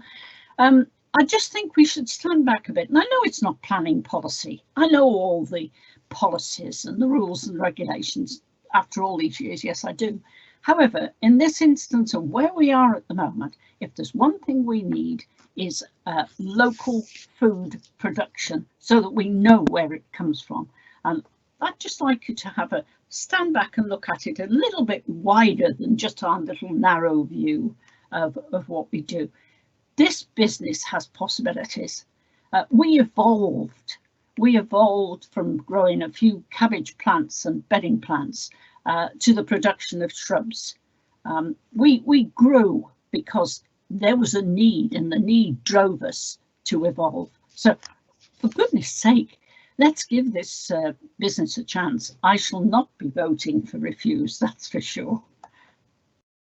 Thank you. Councillor Boddington, please. Apologies. I would like to propose a counter motion that we approve this application because of the benefits that it brings to small rural enterprises, which are food-based, that work in the interests of our local economy at a time when we need those sorts of businesses. And that's not quite planning language. And throughout this debate, we've struggled really with trying to get planning language in. But I really want to vote in favour of this proposal rather than vote against the motion. I'll second that, Chairman. Thank you, Andy. Put it in words which I wasn't capable of doing. Thank you, undersell yourself, Councillor Shinton. Thank you both very much. Andrew, I think you've got some thoughts on the conditions.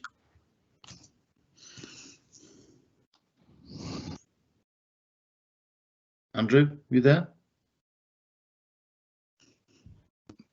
Apologies, Chair. I pressed the mute button twice by mistake, so I switched it back on again. Yeah, Chair. I was just going to say, if the committee is minded to approve the application against the recommendation, then it would be appropriate to include conditions on that. Obviously, a 3-year time limit, and also the what I'd suggest is the conditions that are recommended by the consultees. So if the committee is minded to approve, you just delegate to the head of planning services the drafting of the conditions, essentially with the 3-year time limit plus the conditions recommended.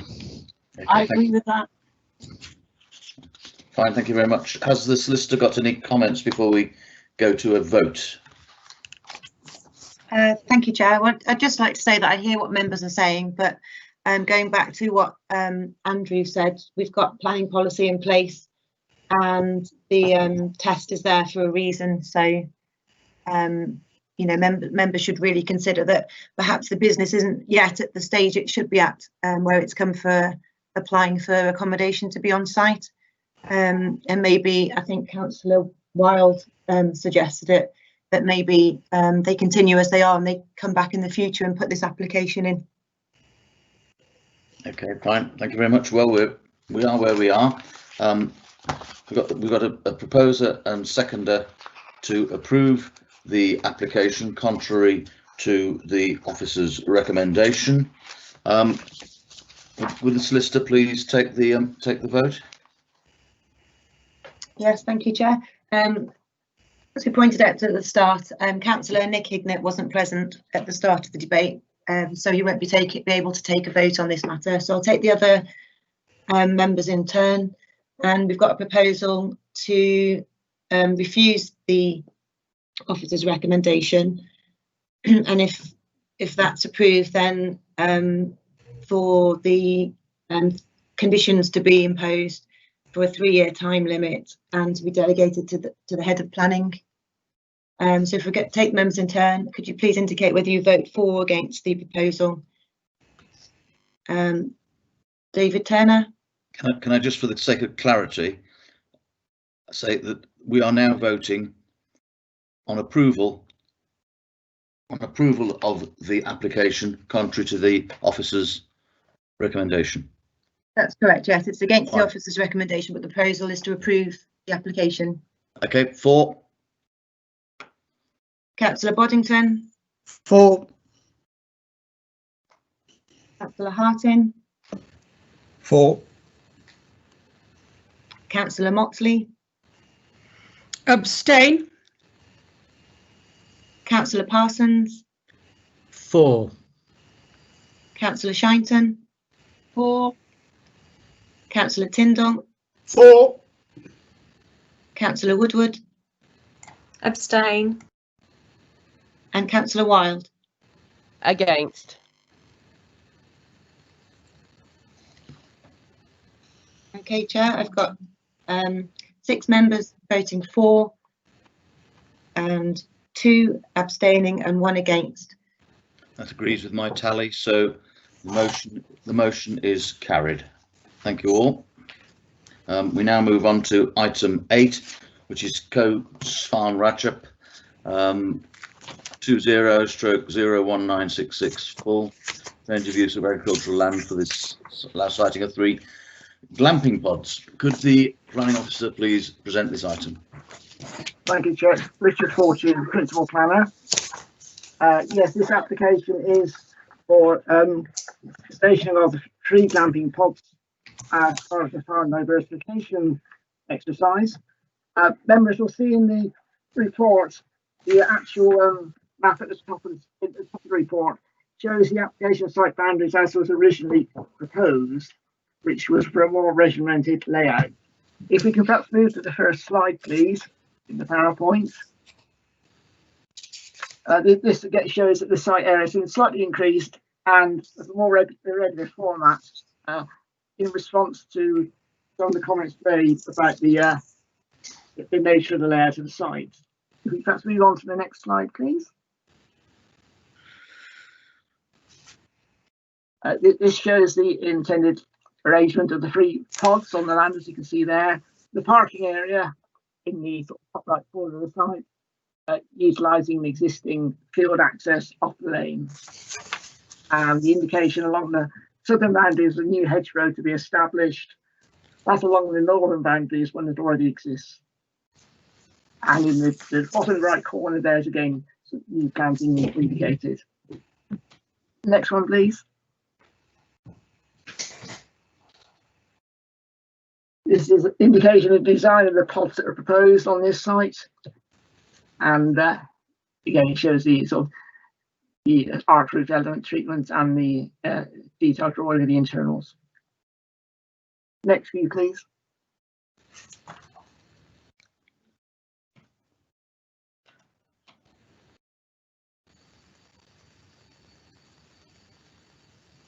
Next one, thank you. This is the photograph that shows the entrance into the site. The metal gate to the left is where the highway is, and it'll be through that gate and then up this. The report references a difference in levels between the fields, and it's through that timber gate into where the proposed parking area would be, with the pods effectively to the right of that gate, adjacent to the hedgerow. Next view, please.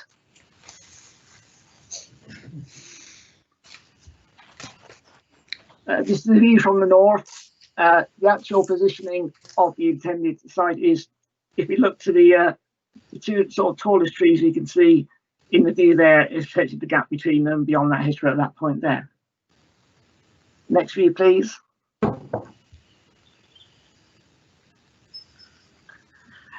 the case officer has used some skills I lack to actually just give an indication broadly as to where the application site lies within this this view, which you got here, taken from the public footpath, looking at the title at the top, with the long wind in the background.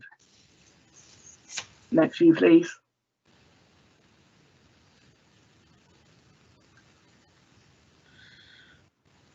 Again, this is in terms of access arrangements into the site. This is point off the road, and then once you're through that first gate, it's then left and into that field area. Next view, please.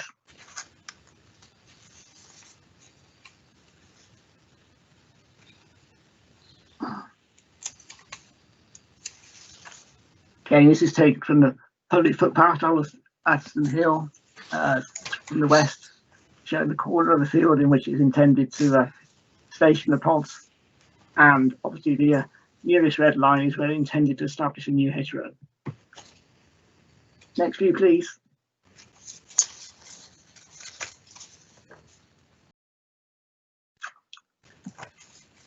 But this is really just from the site, looking out from the access, looking out in the sort of across the views from it at that point. Next view, if there is one, please. That's it. Okay. As I say, the application is submitted on the basis of diversifying existing enterprise. It's one where there is an issue of the balance between the landscape impact of these developments and the economic development impacts that might flow. Where there has been some additional information submitted on the update sheet from the agent, who's made a reference to a couple of other cases and that. Just remembers the information, the reference he makes to an approval in 2018 at Lower Stately Farm, Gavels Minsterley. That again was one where the councillor, the officer decision was an on-balance approval due to the availability of a sort of bus service nearby between links to Shrewsbury and the Bishop's Castle. And yeah, it was a view there that the landscape impact was not harmful, and was a situation there where the balance was in favour of the agricultural enterprise.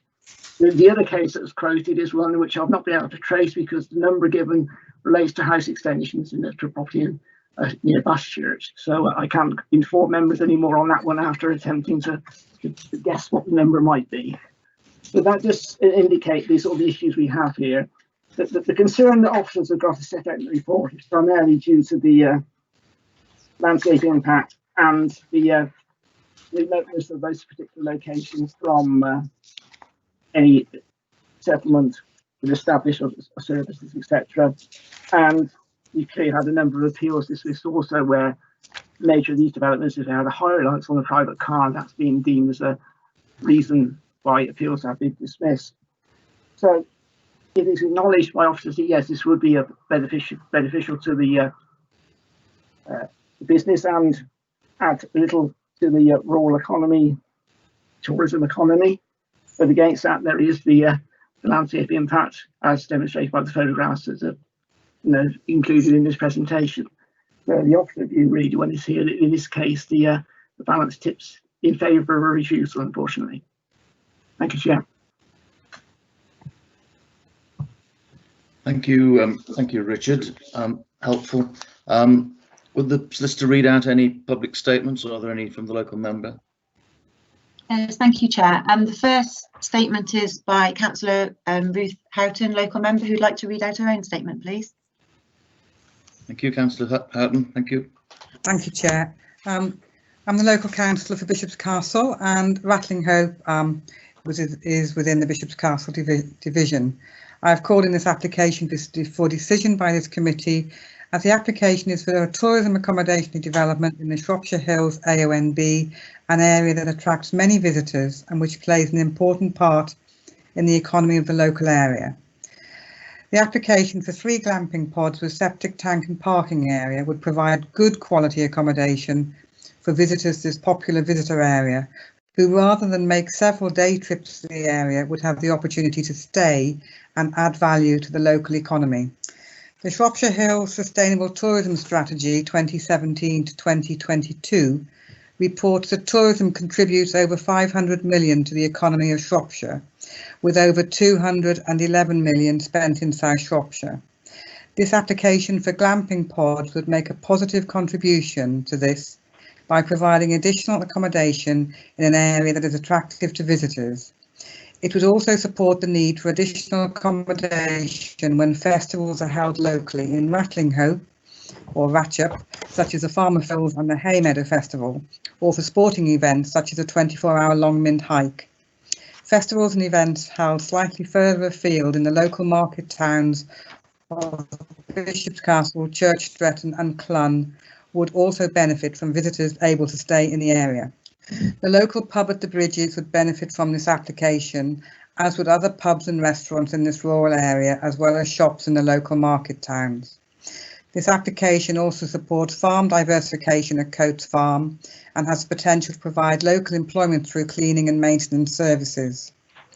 Whilst the report notes that there may be increased car use, which is often considered an unsustainable means of travel, this is inevitable in rural areas where there is a lack of public transport. There is, however, the Shropshire Hills Shuttle, which enables visitors to access different areas of the Shropshire Hills, and this is well used by walkers and ramblers in the area. Car travel in this instance can be mitigated by the applicant promoting the use of the Shropshire Hills Shuttle to guests should this development be granted permission. Inevitably, any development in the AONB attracts a difference of views and opinions from the different groups who represent those who live and work in the area, as is demonstrated by the range of comments received in relation to this application. We in South Shropshire are very fortunate to be able to enjoy the area on our doorstep. However, we also need to encourage responsible tourism and support new developments that contribute to the local economy. This is more important than ever now, with the increasing popularity of staycations and the limited travel restrictions to overseas holiday destinations. Rattling Hope is an established, though widely dispersed, rural settlement with a pub, church and youth hostel. And whilst the application is not directly related to an established tourist enterprise, the proposed glamping pods are in a popular and well-known tourism destination. The very nature of the proposed location, a rural setting, rural views and landscape, makes the proposed glamping pods attractive to visitors. In consideration of submitting a proposal that is sympathetic to the landscape, the applicant made pre-planning inquiries and amended the location of the proposed pods to reflect the feedback received. In conclusion, this planning application for 3 glamping pods would provide good quality accommodation in a recognised tourism area, support the visitor economy, support farm diversification, provide employment opportunities and contribute to the viability and sustainability of local pubs, market town shops, festivals and events and other businesses. Thank you, Chair. Thank you, Councillor Houghton. Kim, are there any further representations? Yes, Chair. I've got another statement here from Sean Jones, the agent, on behalf of the applicants. Go ahead. Who says, thank you, Chair. I am writing this summary as agent. 1. The proposal is for a low-key operation of 3 small timber glamping pods with a modest parking area in the corner of a field.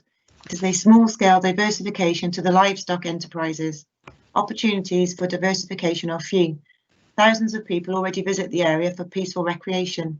The proposal will allow those visitors to stay, spending money and effectively not carry out several day trips. It is highly likely the pods will result in less car journeys. 2. This small proposal tucked into the corner of a grass field with hedged boundaries strikes the right balance. The applicant can't locate the pods closer to livestock buildings because of noise. It adjoins a public road, so it is sustainable and people can walk or cycle to the site. The Shropshire Hills shuttle bus takes walkers to the Longmynd and Stiperstones. 3. There will be no removal of hedgerow. The applicant will plant trees including oak and field maple. 4. The parish council, via its process, does not support applications. The absence of a positive comment does not mean that it is not supportive. 5. The Shropshire Hills AONB Stepping Stones Visitor Economy Study 2020 states income from visitors to this AONB is £18 to £24 million per year. Its action plan aims to provide farm-based leisure business activity. 6. In the officer report, the AONB partnership states, visitors come to the Shropshire Hills for the high quality landscape and many are interested in sustainability. This farm has been in a stewardship scheme for 16 years. 7. 30 letters of support have been received, including from the National Trust with no objectors. Paragraph 6.2.1 underestimates the economic and community benefits. Paragraph 6.3.3, the camping pods can be moved by road to comply with the Caravan Act. 8. The Longmynd is 54 kilometres squared and the Stiperstones is 24 kilometres squared.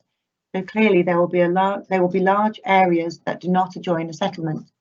There is no logic in preventing small-scale leisure enterprises from an environmentally responsible family farm. 9. The site is very close to the Shropshire Way, Cross Britain Way and the pub at the Bridges. 10. Paragraph 6.4.8 accepts that routes near Coates Farm are popular. Due to the scale of the landscape, views into the site from surrounding hills are inevitable. 11. The officer has not carried out balancing of the benefits of the proposal against potential impact. 12. Under application 19-02497, you have today considered an application for glamping units 800 metres from a settlement of 3 houses at Houghton. That was recommended for approval. The site at Coates is 250 metres from the named settlement of Coates, which has 3 dwellings. Conclusion.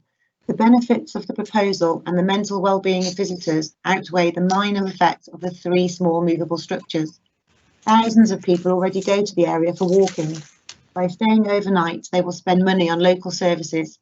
I encourage the members to support this application. That's it for the public speakers on this matter, Chair. Thank you. Thank you, Kim. Does the planning officer wish to clarify any points in response, Richard? Thank you, Chair. Richard Fortune, Principal Planner. Only obviously in terms of the comments that were read out from the agent, the reference to another application today in that number is the one that doesn't tie up with anything I can find. We clearly have not got another application before us today for 3 pods, and that reference number for Houghton ties up with an extension to a property and not a pod development. So nothing further to that. Again, I would also comment that I think it's an unfair comment to say that because he disagrees with the officer balance, the way that the landscaping impact and economic benefits doesn't mean that it's a misjudgment. That is an area of which clearly there is a subjective element to that. I think the officer did come to his own conclusions on that. Members may come to the same conclusions, they may come to a different conclusion, but that is not a reason to suggest that the officer did not conduct his assessment of the application correctly. Thank you, Chair. Thank you, Richard. I thought you might respond on that one.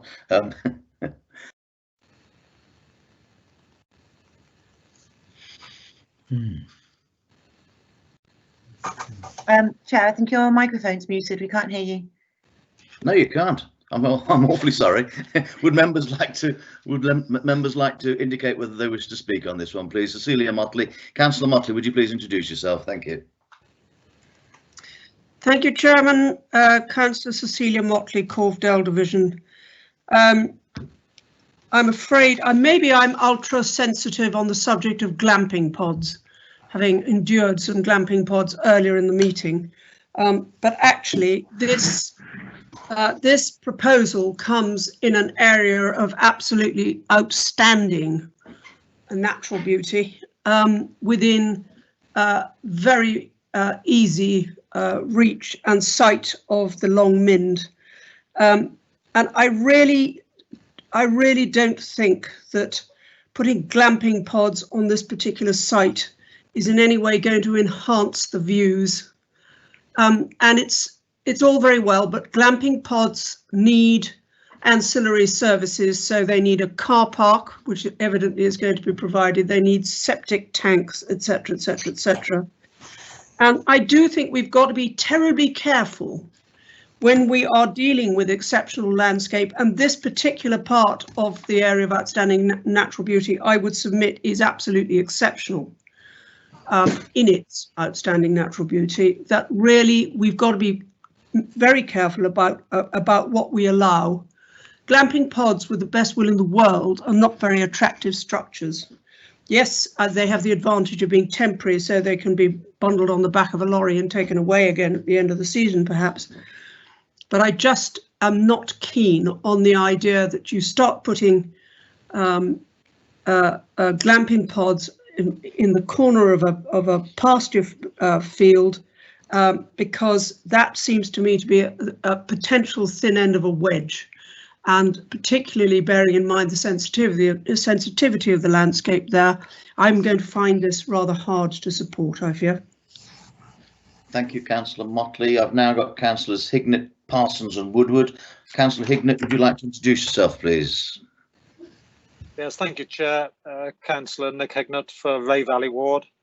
I know this area reasonably well. I live in a very rural area myself, obviously not too far away from it. I think, as was mentioned by the planning officer, I think it was, this is a very finely balanced decision to make. On the one hand, as Councillor Motley has already mentioned, it's in an AONB, and it's a particularly beautiful area of the AONB. The landscaping there particularly makes this a very difficult decision to make. I think if it was to be approved, then a particularly good planting scheme is essential to make sure that it's hidden as much as possible, although that's going to be difficult. I can also see that if we approve this, and I think this has just been mentioned again, we may see applications for 3 glamping pods in the corners of many fields, and that's going to be a difficult one to justify. And the other thing is that some vehicle use is definitely going to be needed, even though there are places they can walk to in this area. I think that the use of vehicles will increase over those small roads in the area. So for that reason, I'm not sitting on the fence on this one, but I've yet to make a decision on whether I can support or not this application. Thank you. Thank you, Councillor Hignett. I've now got Councillor Parsons, Woodward and Houghton. Councillor Parsons, please introduce yourself. Councillor Tony Parsons, Basin Hill, Colham and Sutton. I think my views are very similar to Councillor Motley's and Councillor Hignett's.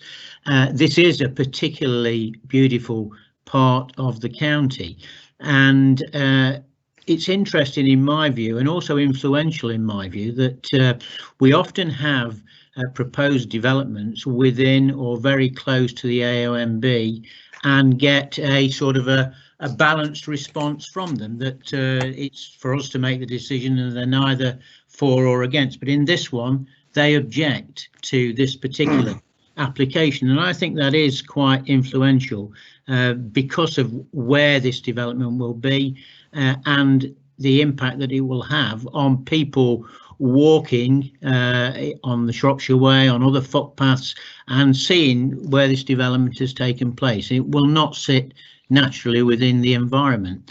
And I also agree with Councillor Hignett's point of view that bar the bridges, which is I think only a kilometre away in the measurements that we've got here, or a mile away, besides that, all other services would need to be provided from the market towns of either Church Stretton or Bishop's Castle, which are all a drivable distance away, and so it will increase traffic within the area. And so I'm going to move that the officer's recommendation to refuse is accepted on the basis that this application doesn't meet the requirements of CS5 and CS16.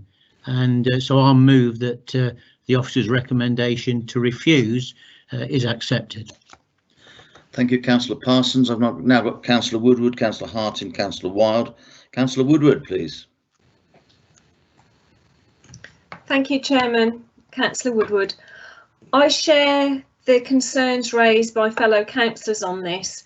You know, these are popping up in areas in Greenbelt, areas of outstanding natural beauty, and I think they are quality areas that this is not quite the ideal tourism setup. So I'm quite happy to second the officer's report and the councillor who's just said refuse. Thank you, Councillor Woodward. Councillor Houghton. Yes, thank you, Chair. I think there is a place for glamping pods, and I think that the design of these looks reasonably good, and perhaps better than the application that we previously dealt with in terms of the style of the pods themselves. But I'm afraid it's just in the wrong location. It's just right in the corner of an open field, right in the middle of the A-O&B. I'm not really very surprised that the A-O&B are not overly happy with that, and frankly, neither am I. I think that outweighs the other benefits that we might get by this development, so I think I would have to vote to refuse on this occasion. Thank you, Councillor Houghton. Councillor Wild, please. Thank you, Chairman. I'm going to formally second Councillor Parton. Is that it? Yep, I think everything's been said, really. I think Councillor Woodward had already done that, but not to worry. Oh, sorry. Sorry, I didn't hear that bit. Sorry. I'll leave you to fight it out between yourselves. Right. So we're now in a position. Is there anything which the planning officer wishes to add at this stage, Richard? Thank you, Chair. Richard Fortune. No, nothing to add, Chair. And Kim, anything from you as a solicitor? No, nothing to add, Chair. So we've got a proposer and a seconder to support the officer recommendation for refusal, and the solicitor will read out the names of the committee members in turn. Okay, thank you, Chair. Just to confirm again that only those members who've been present for the whole item can vote. So if you could please indicate whether you're voting for or against the officer recommendation for refusal. Councillor Turner. For. Councillor Boddington.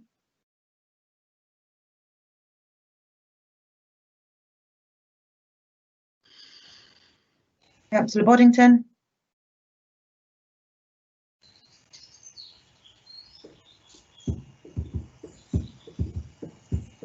Is your microphone muted, Councillor Boddington?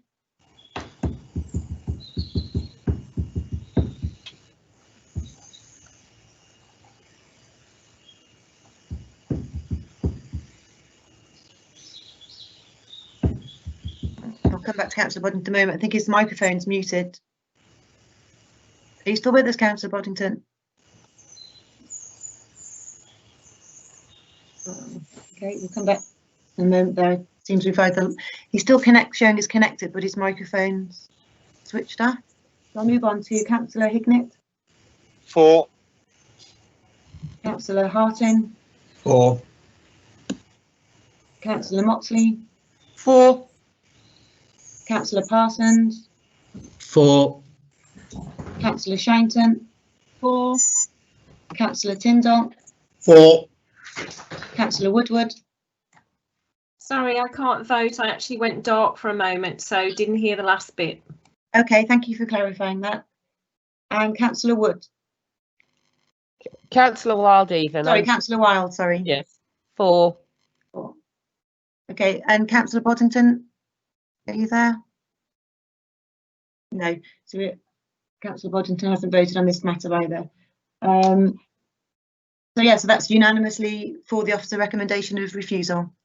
Okay, thank you very much.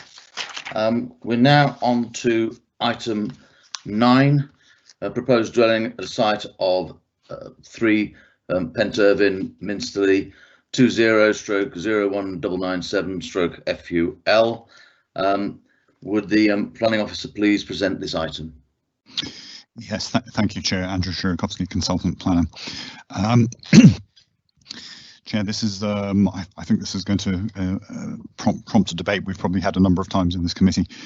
This is an application for a single dwelling house, as it's written in the description, a traditionally styled carbon neutral dwelling together with this, the siting of a treatment plant at I'm trying to find the address here. Yes, it's site 3 Penturvin, Minsterley. My mind went blank there for a moment. This, if we go straight into the slides, then I think explain where this is. Right. So this is approximately 400 metres north of Penturvin, which is just below the bottom of your screen. Worthing is about 1.5 miles directly north, and Hope is about 1 mile south. So again, it's another fairly rural location, also in the AONB. It's essentially a single house in the countryside. It is in an area that forms part of a cluster, which includes Penturvin and quite a number of the surrounding villages. So the issue here, as we've frequently had with applications in this area, is whether or not it falls within the cluster, and essentially that's the key issue on this application. If we just go through the slides for starters, then I'll come back and comment a bit more on the sort of substantive issue. So if we can move on to the next slide, the application site, as I say, it's shown in red there. It's at the end of a 400-metre long access track off Penturvin Lane. It's on a bit of a hillside. The site itself has got the ruin of an old house located on it, and there are a number of trees on the site, including, as is set out in the report, a fairly sizable sycamore tree, and I think it's 2 ash trees as well. And the construction of the house would require the felling of those trees, although you'll see in the report that the tree officer has commented and basically said that subject to appropriate replanting, that there isn't necessarily an objection from a tree point of view to the application. So although it's actually quite hard to see, this is the existing site. You can see the trees towards the bottom of the area outlined in red where the cursor is. The ruin is just to the up and to the right where the cursor is, if you can actually see that on your screens. Yes, in fact, if we go on to the next slide, and then move on to the next slide, you can see where the trees would come out and where the new house would be built in that bottom corner of the site. So it's essentially a new house built on the location of the ruin of an old house, which hasn't been there for some time. If we can move on to the following slide, please. That's a visualization showing the current ruin, and then I think if we move on to the next slide, it shows the details of the house that's to be built. So there's a little bit of a change there. It's a single-story house. It's described as carbon neutral, and what you see on the rear elevation there are photovoltaic cells. I think the idea of whether the house will actually be off-grid in its entirety, I'm not sure, but there's certainly reference to it potentially being off-grid, and with that number of photovoltaic cells, it's clearly looking to provide its own electricity. I think if we can move on to the next slide, we then go into the photographs.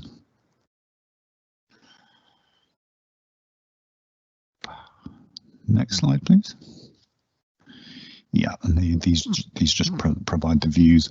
As I say, it's for those members who don't know that area, it's quite a hilly area. It is part of the AONB. There's quite an extensive area of woodland to the northwest of the site, so that the site in itself isn't particularly visible from the north, and there's an adjoining property immediately to the northwest. If we can just scroll through the slides.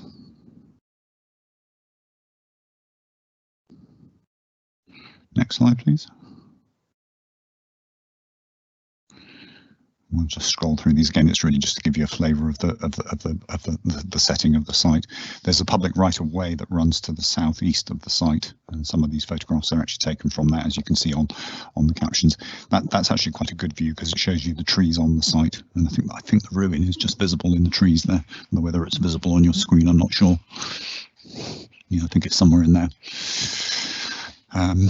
So it does give quite a good impression that the trees are quite an important part of the site in this particular location. If we can move on to the next slide.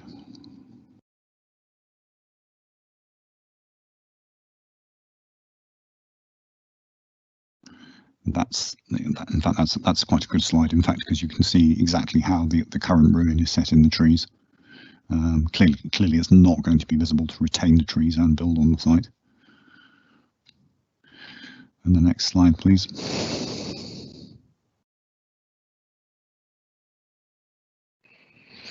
That's the access. In terms of the access, there's a 400-metre access track off Penturvin Lane, which comes up to the site, and then this is the gate into the site from that track. Again, showing the trees on the site. And the next slide, please.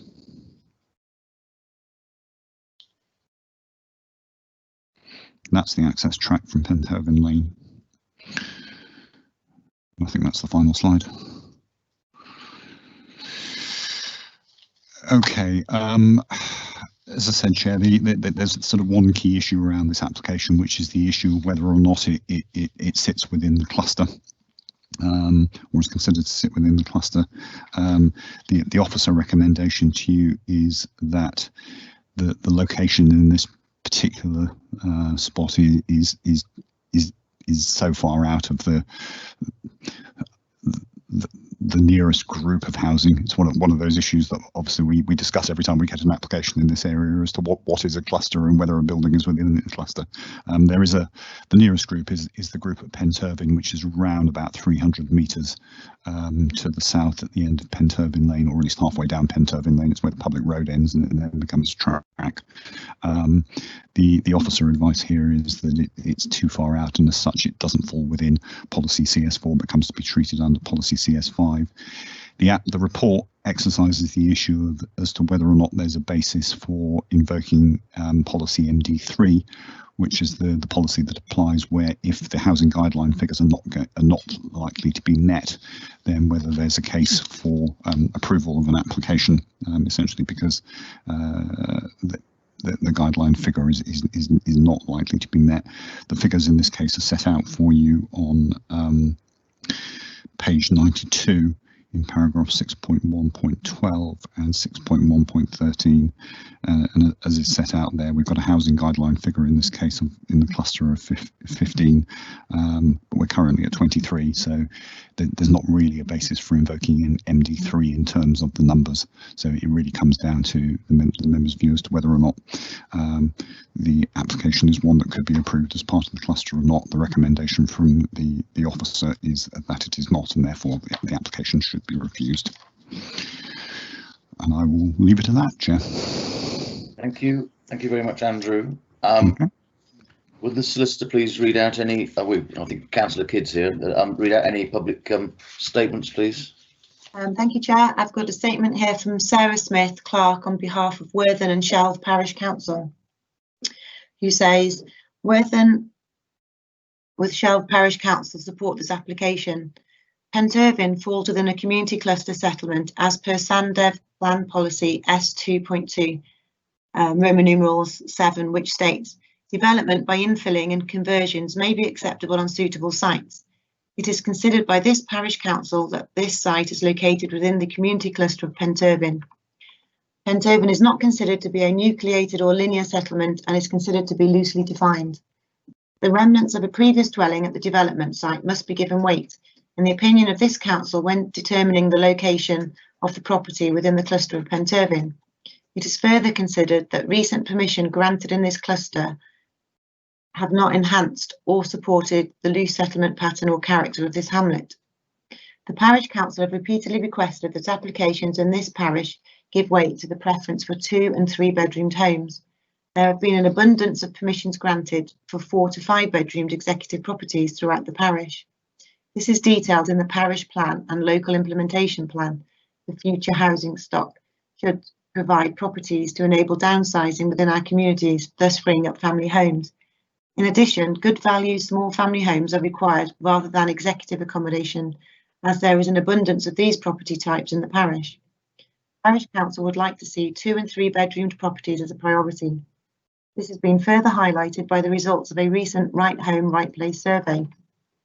It is stated in the agenda documents that there is no indication that housing guideline numbers of SAMDEV Plan S2.2 Roman numeral 7 will not be met in the plan period. The requirement for 2 and 3 bedroomed homes in the parish has not been met. Furthermore, this parish council has been informed on numerous occasions that the target delivery of housing numbers in the parish is a guideline and not a limit. There are 2 recent approvals in Penturvin, 190526 OUT and 2001998 FUL. It is noted that 2001998 FUL was validated the same day as this application. Highways comments made in relation to recently granted permissions in Penturvin are: this route is considered to be lightly trafficked, serving the residents' needs specifically without any additional through traffic. It is considered that a single dwelling is unlikely to significantly impact on the surrounding highway network. The Parish Council adopted a climate change policy, which is detailed on their website, and this proposal has incorporated many of these concepts into the design. It is considered that the environmental impact of this property has been minimised by features incorporated. The impact of the development on the aesthetic of the Shropshire Hills AONB and the surrounding area is considered to be minimal due to the appropriate design and location. The agenda documents support this. Impacts to the fabric and character of the AONB are not a significant concern, and in time and with landscaping measures of sufficient quality, the dwelling would likely integrate into its setting successfully. This development is considered of a scale and design that is sympathetic to the character of the settlement and environment. Next, Chair, we've got the statement of Councillor Heather Kidd, local member, who would like to read out her own statement, please.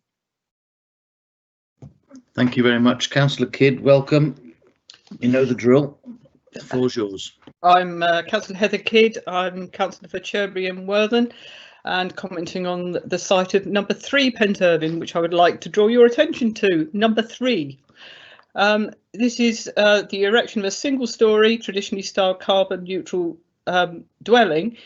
The recommended reason for refusal is that it isn't, as you've heard, within the within the settlement. This is actually entirely wrong, and I have provided a map which came in late reps because the clerk couldn't put it together with my original statement.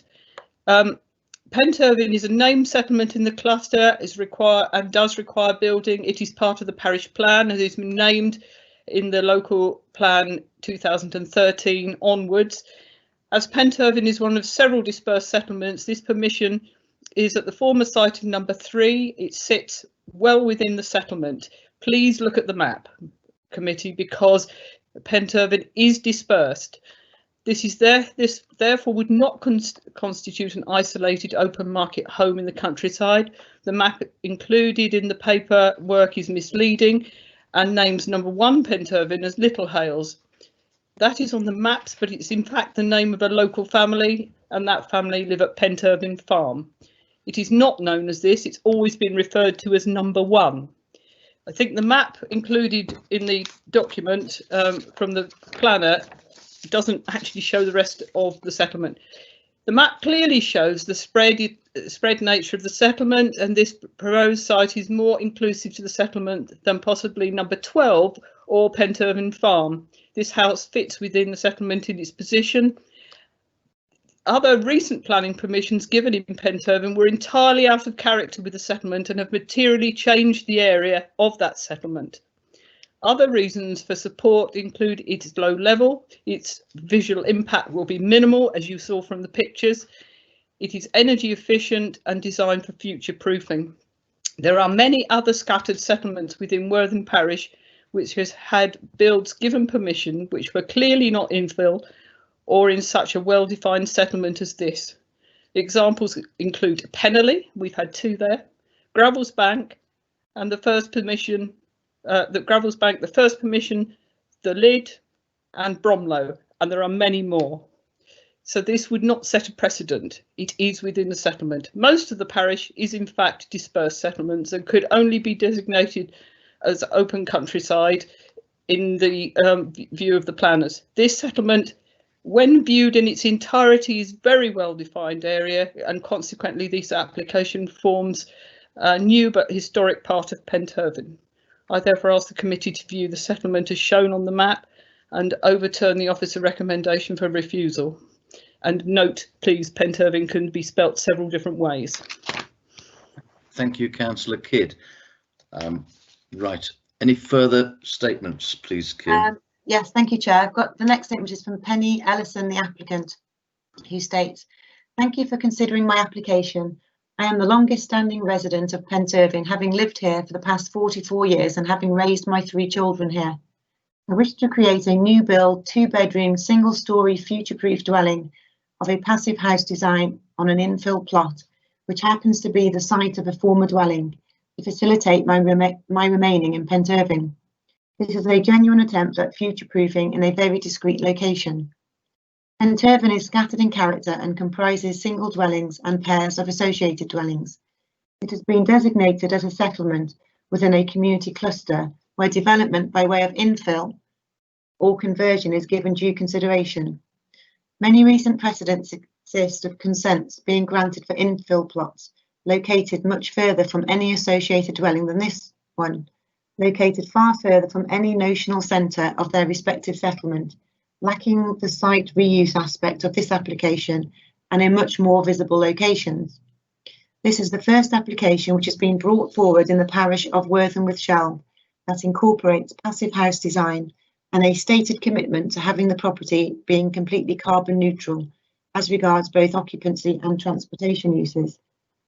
The proposed dwelling would be capable of operating off-grid all year round and would generate substantial surplus energy to feed back into the national grid. The proposed dwelling would be virtually invisible from any other dwelling or public right-of-way and be very much in keeping with the area. It would have the benefit of tidying and reusing an existing brownfield site, have no negative impact on the AONB, and would actually represent an enhancement. The design involves the use of cladding with a combination of local timber and stone reused from the former No. 3 Penturvin, set under a slate roof. The intention would be to create a barn-like appearance without chimneys, one which would be very much in keeping with the aesthetic of the area. At the case officer's suggestion, the design has been modified to soften the roof line while maintaining the integral garage, which is important to the future-proofing functionality of this proposal. The whole of one side of the roof would be devoted to high-efficiency solar panels or solar tiles. This would maximise solar power generation and have the benefit of making for a uniform roof appearance, avoiding the ugly stark contrast seen so often on roofs bearing solar panels. I am keen to create a property that not only meets my future needs, but which sets a standard for future developments within the AONB and which can help inform your decision making going forward. This application is underpinned wholly by local need. I believe in considering this application, you have an opportunity to make a statement on the importance of both meeting local need and supporting carbon neutral development, and I hope you will choose to support this application. Thank you, Chair. No further statements. Thank you very much, Kim. Does the planning officer wish to clarify any points at this stage? No, not really at this stage, Chair. As I said in the outset, this comes down to a judgment as to whether or not you consider it to be part of a cluster. Okay, Councillor Motley has a question for you. Thank you very much, Chair. Councillor Motley, Corvedale Division. Andrew, in 6.1.12, it states that the housing guideline for the cluster is around 15 additional dwellings up to 2026.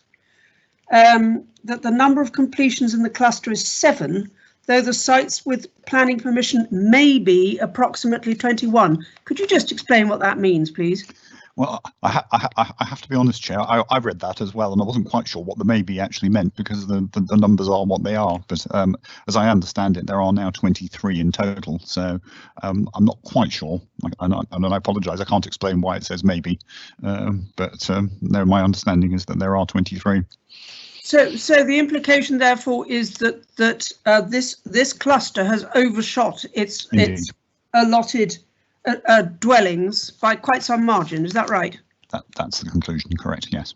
Thank you. Thank you for that. Thank you, Chair. That's okay. Fine. Right. I'm going to throw this open to the committee. Would somebody like to make a start, please? Councillor Shinton. Well done. Thank you. Sorry, delay in finding me off switch. I'm somewhat puzzled by this refusal. One is the fact that there is a derelict cottage. I expected to see just a pile of stones, which we often find around Houghton Common, where so-called derelict issues. But there was a substantial amount of that cottage still there. So I can't understand why there's this blanket refusal, as I see it. It seems to me that I hear about the current numbers, 23, and it does seem that they've overshot the mark. But the key point for me was the downsize. And indeed, in my own area, we have an enormous problem here with having anything people who own their properties can downsize into, because they aren't there. They don't want to leave the area. They want to stay within the community that they've been there probably 30, 40 or more years. So for me, those two things, the fact that there is premise that there is a dwelling there, because you can see the remains. They're going to use some of the stone to recreate the single-storey dwelling that they're proposing. I do not understand why we should refuse a dwelling on what I see a brownfield site where there's an existing building. Can't see it myself, so I won't be able to support the opposite recommendation. Thank you. Thank you, Councillor Shinton. Councillor Houghton next, please. Yes, thank you, Chair.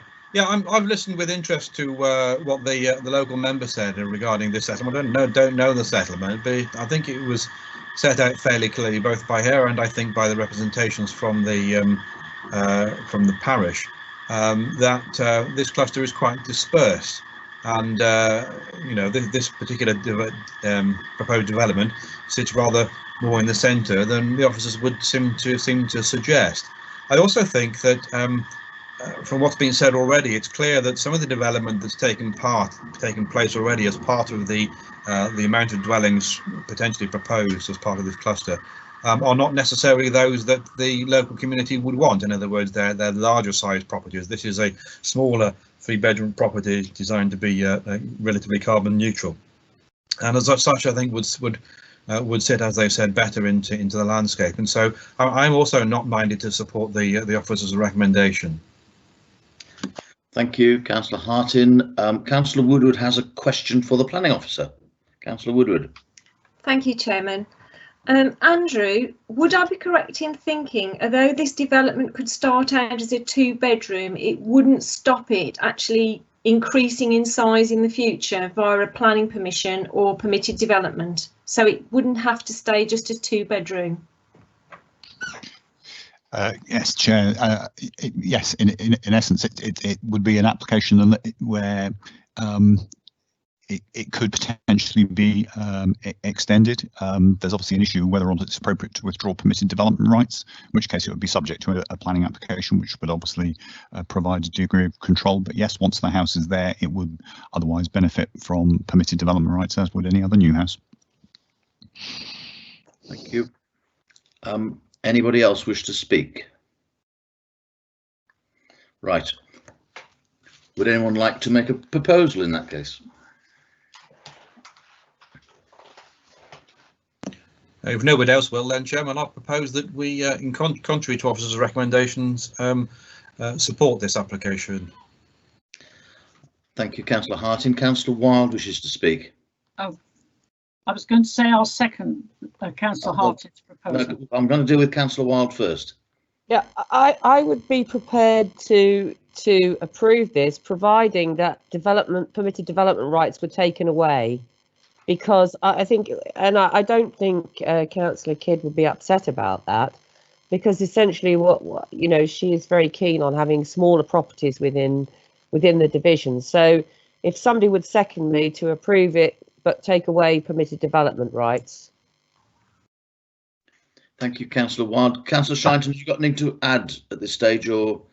No, I agree with Councillor Wild. I think that addition would be very, that would keep it as it should be, which is a small downsizing sort of property. Thank you. Thank you very much. Planning officer wishes to comment on conditions.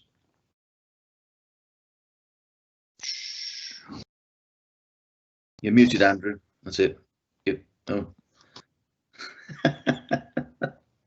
Come on. Right, I think I've got there. Apologies, Chair. I kept pressing it and it wasn't working, and I was pressing it again and turning it on and off. Yes, Chair, it's really just the same comment as I made on the last one, that obviously if the committee's minded to approve the application, that we accept the conditions recommended by the consultees, and that the committee delegate the drafting of the conditions to the head of planning services again. Fine. Andrew, can I just ask, Chair, in relation to withdrawal of permitted development rights, is that something that we could do in this case? Well, in this particular case, I don't think it's necessarily unjustified, because it's in the AONB. It is one of those areas where, for extensions to dwelling houses, we do tend to impose withdrawal of permitted development rights. So, in that respect, I think it's probably not an inappropriate thing to do. So yeah, I think it can be justified in this case. Okay, Chair, then in that case, I'm happy to include that as the original proposer. Fine. Okay, so we've got a proposal of Councillor Houghton, seconded by Councillor Wild, for approval of the application contrary to the officer recommendation, with the withdrawal of permitted development rights. Has the solicitor got anything to say before we go to a vote? No, nothing to add, Chair. In that case, if you wouldn't mind, Kim, it's over to you to take the vote, please. Okay. So again, if I just point out, only members present for the whole of the item can vote, and we've got a proposal to approve the development against the recommendation of the officer, with a delegation to drafting of conditions, to planning, and to include the removal of permitted development rights. So if I could just run through members in turn, if you could indicate whether you're for or against that proposal, please. Starting with you, Councillor Turner. For. Councillor Boddington, can I just check whether you're with us and whether you were with us at the start of this item, please?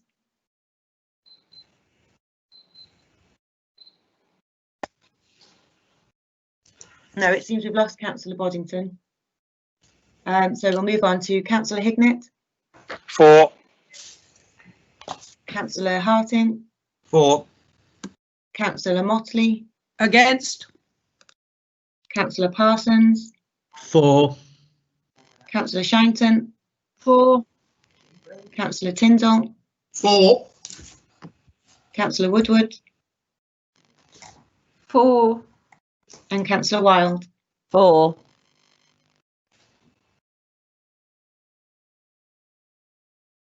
I've got 8 members voting for and 1 against.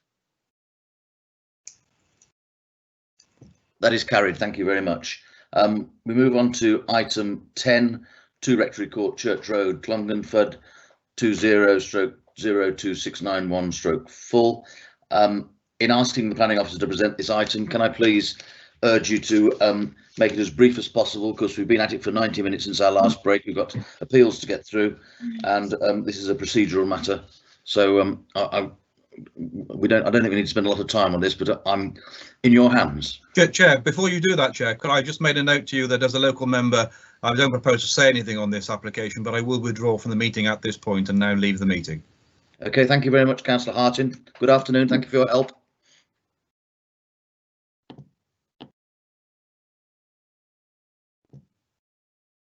So it's the planning officer who's driving this. Richard Fortune, Principal Planner.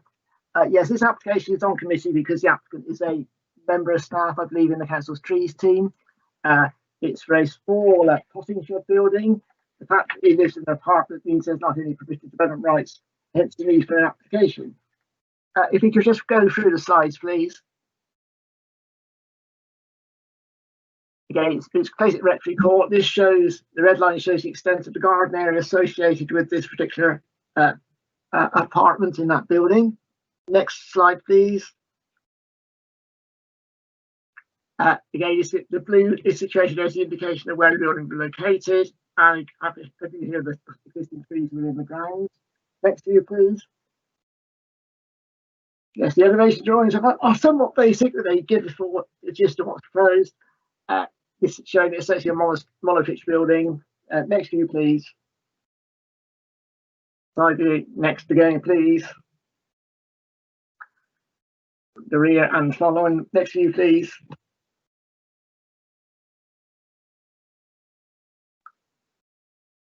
And that's an indication of the external finishes intended. It's not raised any objections from any technical consultees, and with no adverse neighbour impacts, and essentially respondent officers are recommending approval. Thank you. Thank you, Richard. That was that was great. Are there any public statements, Solicitor, please? No public statements on this one, Chair. Thank you. Okay, fine. Right, members of the committee can now make their comments, and there's one comment that I'm looking forward to at the very early stage. Oh, hello, Mr. Chairman. Councillor Wilde? Yes, sorry, yes. Claire Wilde from Severn Valley. I'd like to move the officer recommendation to approve the potting shed. Thank you, Councillor Wilde. That was what I was looking for. Councillor Motley, next. I'll second. Thank you, Chair. Anyone else wish to speak? Right, Kim, could you please take the vote? Okay, thank you, Chair. So again, just to remind you, if you weren't present for the whole item, you can't vote. We've got a officer recommendation to grant permission and a proposer and a seconder for that recommendation. So if I just run through each member in turn, if you could indicate whether you'd like to vote for or against the proposal, please. David Turner. For. I'll just check in again with Andy Boddington, but I don't think he's with us. No. Councillor Hignett. For. Councillor Motley. For. Councillor Parsons. For. Councillor Shankton. For. Councillor Tyndall. For. Councillor Woodward. For. And Councillor Wilde. For. Okay, Chair, so that's unanimous for the proposal. Thank you very much. Unanimous. That's marvellous. We move on to item 11, which is the appeals and appeal decisions. And I'm assuming Richard is going to lead this, but whoever it is, would you like to make a comments, please? Certainly, yes, Mr. Fortune, Principal Planner. Got 10 here to just report. I'll be as brief as I can.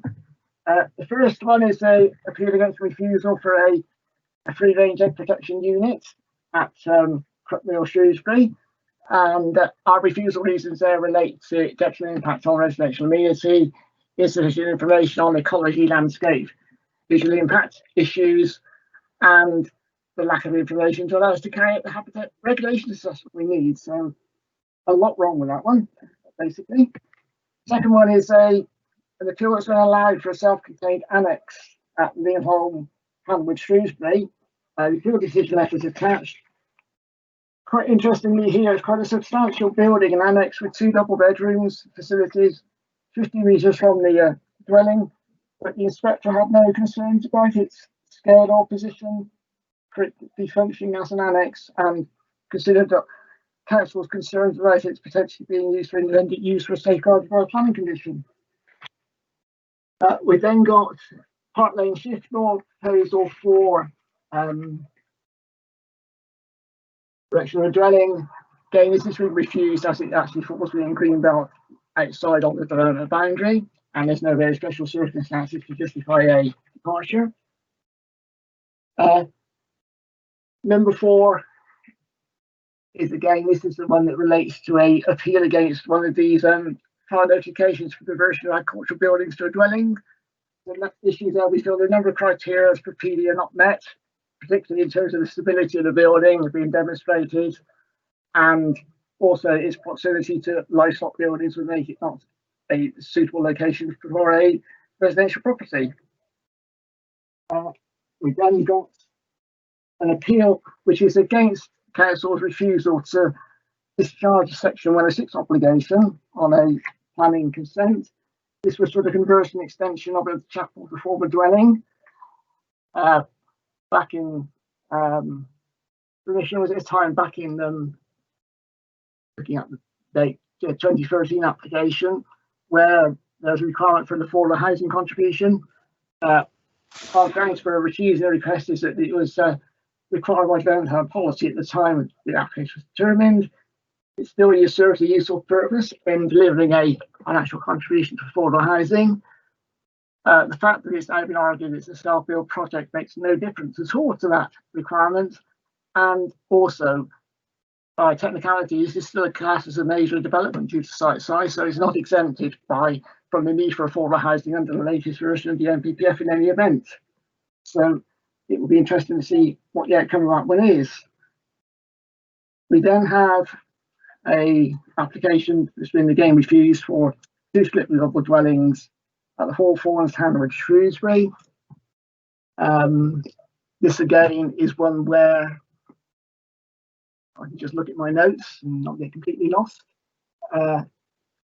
We've considered this one again, it would be located in open countryside location, being encroachment into the countryside, contrary to pattern development in the immediate vicinity. So we then move on to the Longville Arms, which members will recall, I'm sure, Deputy Committee, where we refused the application to convert that pub to a dwelling. And yeah, our refusal reasons there are, as the committee decided, we're still not satisfied that it could not be a viable business, and yeah, there's the lack of any information with the application to justify the claims being made that it was no longer sustainable. After that, let's see where we got.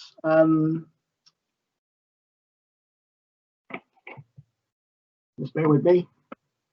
We then got an appeal that's been dismissed at the Eagle and Serpent Public House at Kinnerless.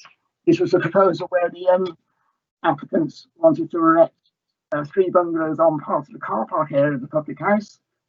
We refused it on the grounds of considering that could prejudice the long-term viability of the community facility, and the inspector agreed with us on that one.